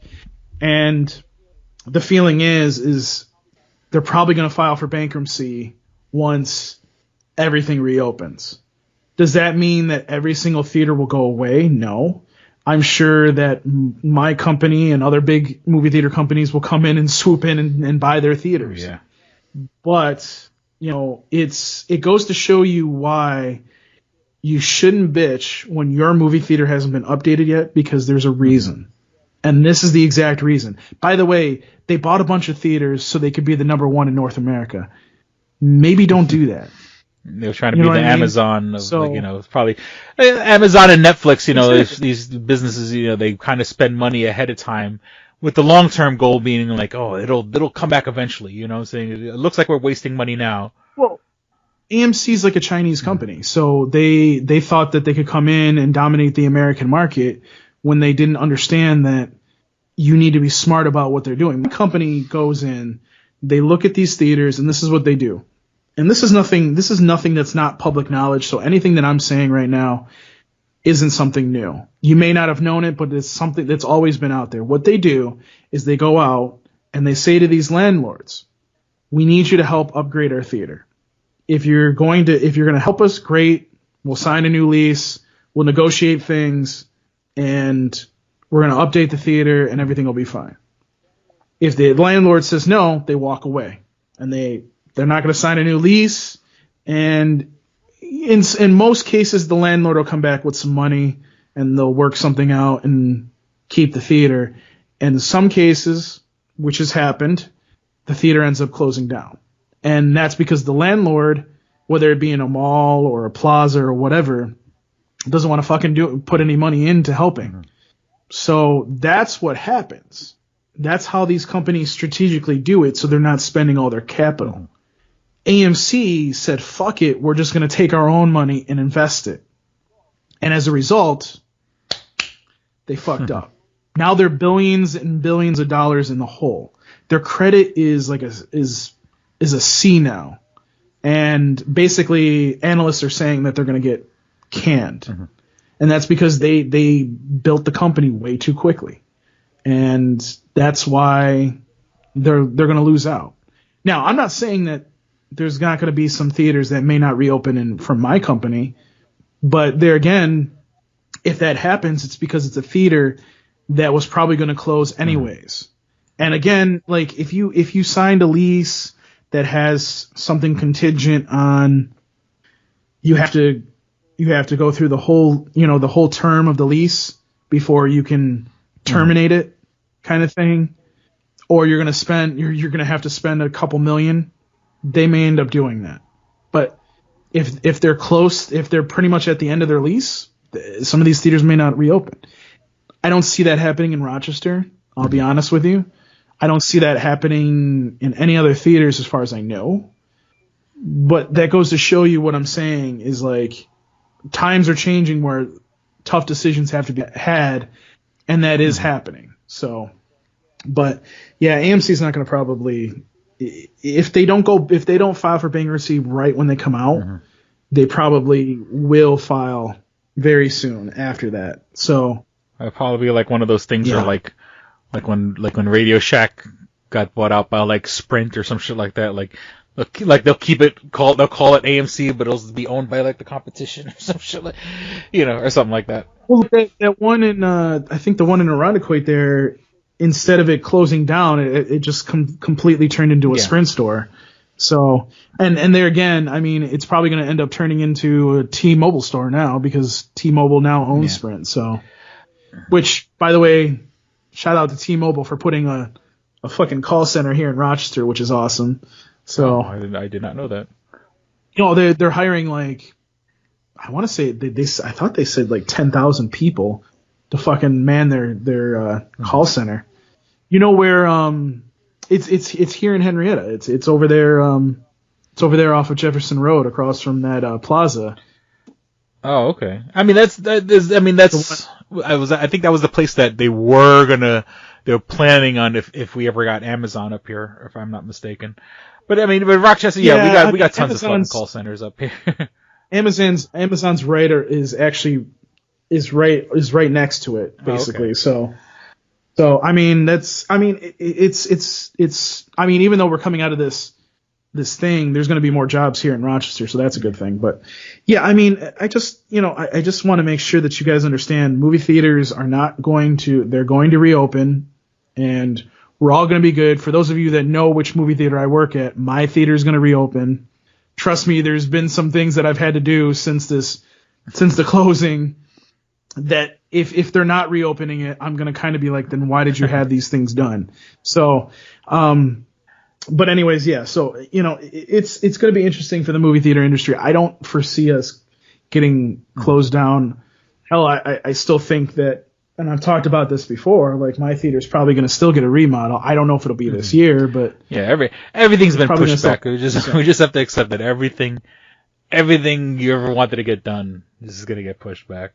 Yeah. All right, so let's see. Quick fire stuff. Anything else I wanted to talk about? I mean, there's not really anything. Oh, you're not really, but just in general, just two of my friends and guys that I trust and don't think are full of shit have said they've gotten their stimulus check or whatever check you want to call it. I'm a little confused. Not that I'm not concerned. Is that because last year, since I now. Well, I can kind of answer that question for you actually. What is that? The stimulus check started going out Saturday, about 80 million people should have it by Wednesday morning, or like at least in your checking account by Wednesday morning. And I was actually just looking at this. There's an IRS website. You got to go to irs.gov. Well, the whole thing is that they go, oh, well, if you got your tax return, they already have your information. Well, shit, last year I was an independent contractor. I had to pay taxes. So, I mean, hopefully they have my bank information from like 2 years ago. You know, I want my fucking money, honey. And that's what, cause Oscar, now mind you, Oscar who stays in the shadows and who has not written an episode, who has not written an email to the podcast, I had said something against Trump or whatever, and then he had personally commented on my Facebook page saying, then he goes, well, you better not cash your stimulus check if that's the way you feel. Well, one, fuck you, I'm gonna cash it. Absolutely, I'm gonna cash it when I get it. But so if you go to irs.gov, on the main page there's a couple different options, but it says get coronavirus tax relief. You click on that. There's a thing where it says economic payments relief, and there's a link that says what you need to know about payments. You click that, and then starting on Wednesday, there's going to be under where it says get my payment. When you click on that, and it's not available till April 15th, so another day. If you haven't gotten your check by Wednesday morning, that's where you need to go so you can kind of see where your check is, if you have to update your information, that kind of thing. So, because I'm saying, like, two of my friends have said they gotten their checks, and once again, you know, the internet being the internet, these aren't guys that are liars. These aren't guys, you know, some people are just full of shit and say they'll get, you know, but these guys I trust, and so I'm like, shit, where's my money? Which. And by the way, I don't want to hear people sitting there saying, oh, well, I'm only going to use my money for good things. Bitch, pay off your bills. Like, that's what you need to do. You know what I mean? Pay off all your fucking bills, do what you got to do, and, you know, just get yourself in a better position. That's what I'm going to do. I mean, I'm going to be honest with you. I'm going to have all my credit cards paid off because of this. And I'm actually going to, be able to pay my personal loan down that I had to take out. That's a whole other story another time, but the personal loan I had to take out a while ago because I've figured out the whole system, so to speak. My girlfriend looks at me and rolls her eyes because she's like, you got so many credit cards and that. And I'm like, I just know how to use the system. That's what you do. You use the system to your benefit. You gotta rob Peter to pay Paul. And, you know, I'm going to be able to pay that personal loan off probably sooner than I wanted to, and I'm very happy about that, honestly. So, I mean, it's all looking really good, and I'm very happy where things are going. You know, I'm also going to start putting money aside in case, you know, all of a sudden my job gets eliminated because I could see that happening still. Yeah, I just got to be worried about stuff like that. All right, more quick fire stuff. The term Karen has been called a slur, a sexist slur, an ageist slur, and sexist, racist, ageist slur. All right, Karen. Same as like, okay, boomer. You know, Karen's, you know, those are the you know, the I want to speak to a manager, get that stupid swoopy hairstyle. So, you know, and it's okay. I can say Karen because some of my closest friends are white. And I was on the phone the other day with a Karen, not physically named Karen, but someone who definitely falls into the boundaries of being a Karen. And we had, you know, we were talking about life and everything like that. And she was like, I think this coronavirus is a Chinese conspiracy to, you know, destabilize our country. And I was, shut the fuck up. But, you know, I wouldn't even want to get into that, but it was just like, you know, some people are just so fucking stupid, you know what I'm saying? You know, and a Karen is a person who would vote for Trump. I mean, I'll be honest with you. I kind of thought that it was like we were taking this way too seriously at one point, and now I'm just like, can we get this shit over with? It's a conspiracy, the worst conspiracy in the world because it's affecting everybody. You know, if you wanted to just affect Americans, you would have put like coronavirus on like McDonald's or some shit like that. Okay, liquor stores. I don't know, but the liquor store by me closes at 8, so I got to make sure I got to get there by 8. So I'm on my 4th bottle of Jack Daniel's since we started the quarantine. I know those are rookie numbers if you were talking to Darrell, but whiskey's been getting me through this. With the times being the way they are. You may not have to pay your rent right now. You may not have to pay your gas and electric, but damn Skippy, you better pay your fucking child support. Cause I got a thing in the mail. Now I've been on top of my child support and that's not an issue, but like I got a thing for my child support and I was gonna like, oh wow, are they really like, delaying child support for this? And nope, it was just a regular good old fashioned payment statement, reminding me that child support. And then I have a buddy of mine who, I don't know his business, but he said there was some confusion. He hasn't paid his child support, and I guess with that, he's not even getting his stimulus check, or he's not getting that check. So, guys, don't, if you haven't given it any thought and no one else has reminded you, pay your fucking child support because that shit is not stopping. The world has come to an end, but you better fucking pay your child support. And knock on wood, that's not a problem for me. I got that under control, but Jesus Christ, like you would think in this day and age, they'd hold off on that also. Nope. I was talking to a girl the other day and she had mentioned being on keto. And I'm like, bitch, you're in the middle of a quarantine. There's no such thing as fucking... There's no such thing as diets and keto during fucking quarantine. The world's going to fucking hell. Fucking eat yourself happy. People banging pots and pans. And I've gotten this a lot from friends of mine in New York City, that at 7 o'clock, a lot of people are going out their window and banging pots and pans for the workers and stuff like that. And I mean, that's all fine and good. To me, it seems kind of useless. It's like sending thoughts and prayers. I had an interview with a guy that was like a worker, and he goes, I've had more pizza, because people like buying the workers' pizza, and the guy was like, I don't want to be ungrateful, but I've had more pizza in the past 2 weeks that I could go to the rest of my life without ever eating a slice of pizza again, and it's like, these people need to get paid. Stop, pots and pans is all nice and cute and fun and all good and shit, but we need change. These people need to get fucking, if you're an essential worker, if you're a hero. I was driving by a Walgreens earlier today, and the big sign outside in the front said "Heroes work here." Yeah, and those are people who are probably getting paid a little bit over minimum wage. If they're fucking heroes, pay them like the fucking heroes they are. I think I'm going to coin the phrase "quarantine 15." When they talk about freshman 15, people go start college and they put on 15 pounds. I'm coining the phrase right here, "quarantine 15." You heard it here first. Did you see the video of the cops in India that were hitting people with sticks? They were outside. It's fucking hilarious. Yeah. Like, they were cops and they were just like pulling people off motorcycles and straight up just hitting them with fucking like kendo sticks. That shit was funny as hell. And then they were also making people like do squat thrusts, like squats. Like, it was sort of like punishment for being outside when you weren't supposed to be outside. So, there's that. Just 2 or 3 more things. I have not watched Tiger King. I refuse to watch Tiger King. Either have I. I'm not gonna fall for the fucking hype. Kiss my ass, suck my dick. I've heard enough from enough people. I have no reason to watch Tiger King. This is the same reason I don't watch Jerry Springer or other things like that. I don't need to be reminded how fucking backwards people in this country are. So you could take Tiger King and shove it up your ass. I think it's not official on what he's playing.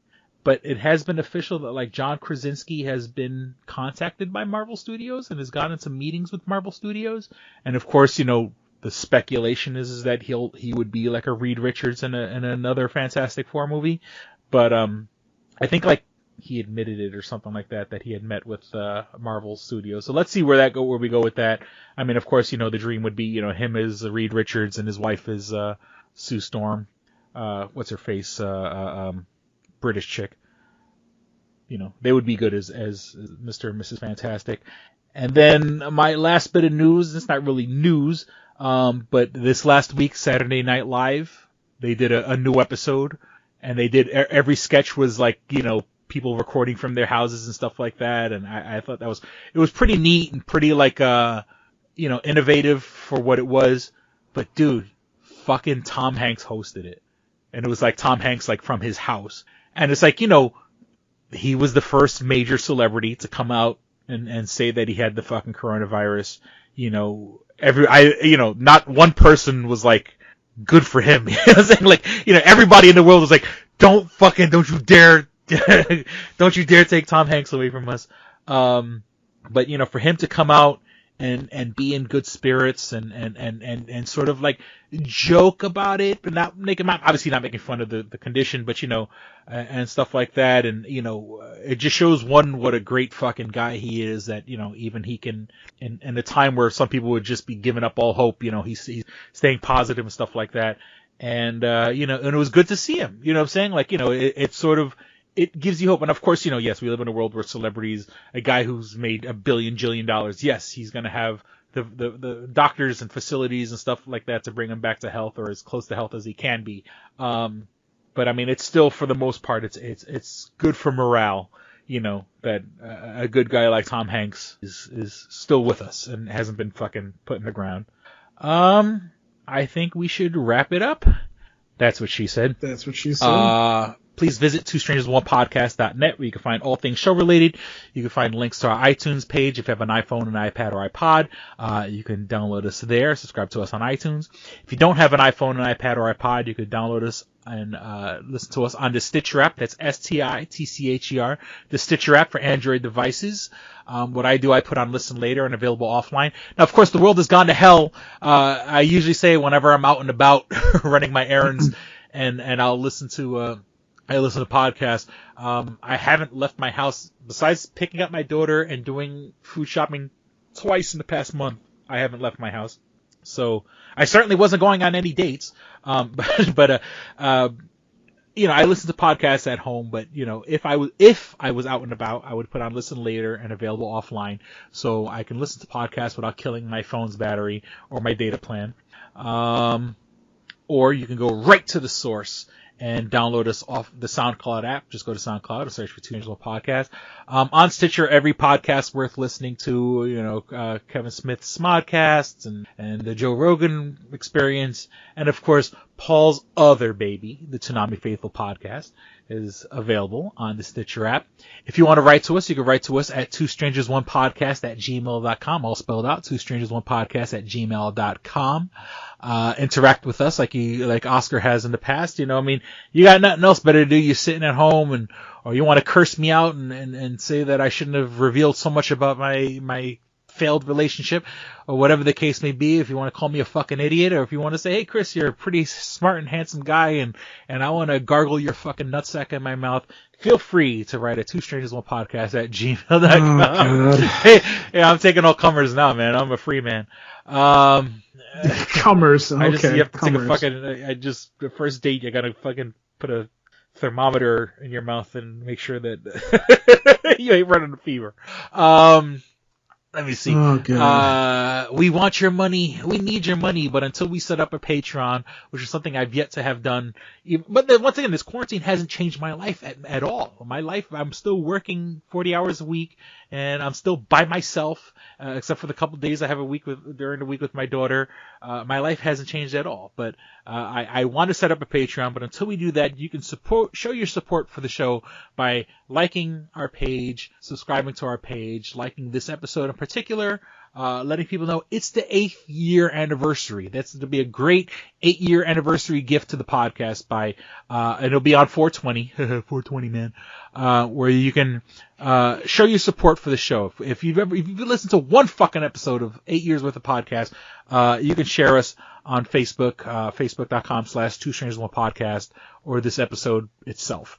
You can find us on Twitter. Just go to, oh my God, I heard that, Paul. You can find us on Twitter at Stranger Podcast. or I think our other biggest resource, cause you could go on SoundCloud and listen to like the past 2 or 3 years of podcasts, but you can hear like the first 5 years of podcasts, have all been uploaded to YouTube. Just go on YouTube, search for Two Strangers One Podcast. And along with all our podcasts, you can see my stranger vlogs, from vlogs that I've made from Comic-Con, vlogs that I made sitting in my car just talking about social things. You can find my audiobook, Odd I See, A Tale from the Road. That's available.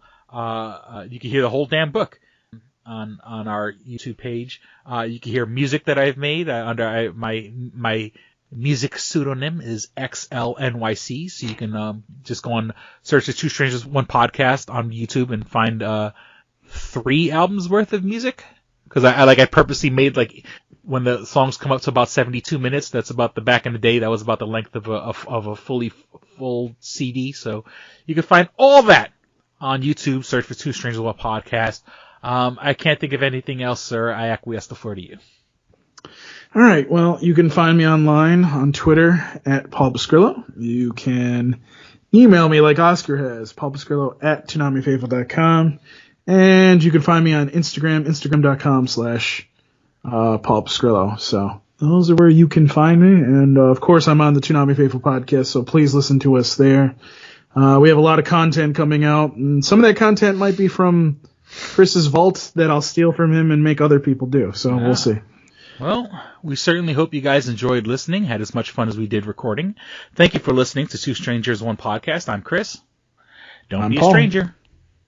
Peace. Bye. You should be fapping.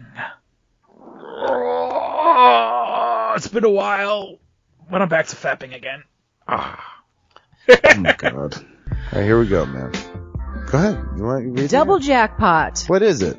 It is a self-published book by Christopher Cologne. Chris Cologne smells good to me. But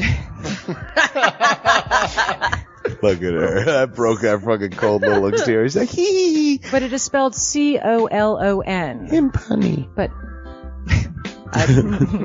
Double Jackpot is a book about a comic book artist, Eric, who is in a loveless relationship with the materialistic I feel you, Eric. Lynette. Oh, fucking. Are you sure I didn't write this?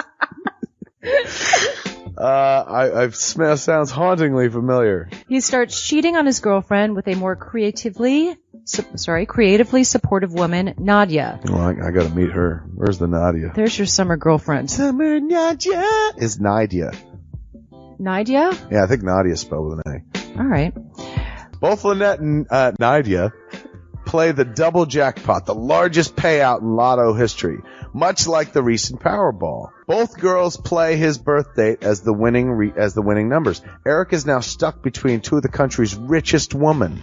Who will he choose? It's not that simple. This is a clever fucking idea, Yeah, it man. is. Look at her, fucking. She's impressed. I am. She got some summer reading. Christopher Cologne smells real lovely with an original idea. This is. I've never heard this before. I haven't either. This is a self-published book, much in the indie spirit as Kev's Clerks. Oh, you don't even need to name check me. This is just a good idea. You could stand on your own, man. You don't even have to be like, hey, remember Clerks? This is nothing like that. This is way more original than Clerks. This is a good idea, man. Why didn't I think of this? I need something to read. This book is part of the Comic Books, Heavy Metal, Video Games Trilogy Book 2. Odd I See, A Tale from the Road, coming soon. Right on, man. It's part of a trilogy. This is the first part. Way to write, man. He's seeking a literary agent. Motherfuckers, anybody out there? There ain't no literary agents listening to this show, I assure you, sure. Sure. I assure you, sure. But somebody know a literary agent? Hook a motherfucker up! Chris Cologne come up with an original idea. I should tell Raskin. That's a good fucking idea, to be honest with you. That's a fucking rom-com right there. Megan, get Raskin on the phone. Isn't it possible to get Raskin on the phone? No? Yeah. I want to run it past him, man. I want to, and if it happens, I get a taste, Chris Cologne. I get a whiff, if you will. The book could also be ordered on www.lulu.com. That's lulu.com. I understand that. I just want to spell it out. Normally one says it, that spells it. Still, lulu.com. What is that? Do you know what it is? I don't know. All right. The book could also be ordered on www.lulu.com. Search for Double Jackpot Christopher Cologne. A paperback version of the book is $15, and a PDF file is only $5. $5 is Yeah. insanely inexpensive. 15's not even that bad for a paperback version. No. This is $1 million idea right here. Like a movie about a dude who fucking is stuck between two chicks, both of who play his birthday and win the lottery. Come on! I can see that trailer. Chris Cologne is on to something. Nobody else can smell it but me. I'll read it. Thank you. I'm going to make that smelly joke. I know, you're trying to get me to laugh again. It worked once. Double Jackpot is a self-published book by Chris Cologne, man. It's the first book in his comic books, heavy metal, video games trilogy. Book 2, Odd I See, A Tale from the Road, should be coming out soon. Get all the information at Chris Cologne, like a motherfucker. I will totally read this. Double Jackpot. I'm serious. I'm going to recommend that to fucking Raskin. How is that not a movie? You know what I'm saying? This could be a sexy movie. You could do an R-rated version. There could be nudie in it, and you could show them fucking both chicks. Maybe a little penetration. Maybe a butthole shot. No butthole, no care. I would like to formally apologize to Christopher Cologne right now. No, sex sells. Chris Cologne will appreciate that. He's like, thanks for throwing a few buttholes in there, man. Don't forget to check out twostrangersonepodcast.net, your one-stop resource for everything show-related. You can find links to subscribe to us on iTunes or on Stitcher. You could also find links to buy my book, Double Jackpot, on twostrangersonepodcast.net. Fuck you, fuck you, fuck you. You're cool. And fuck you, I'm out.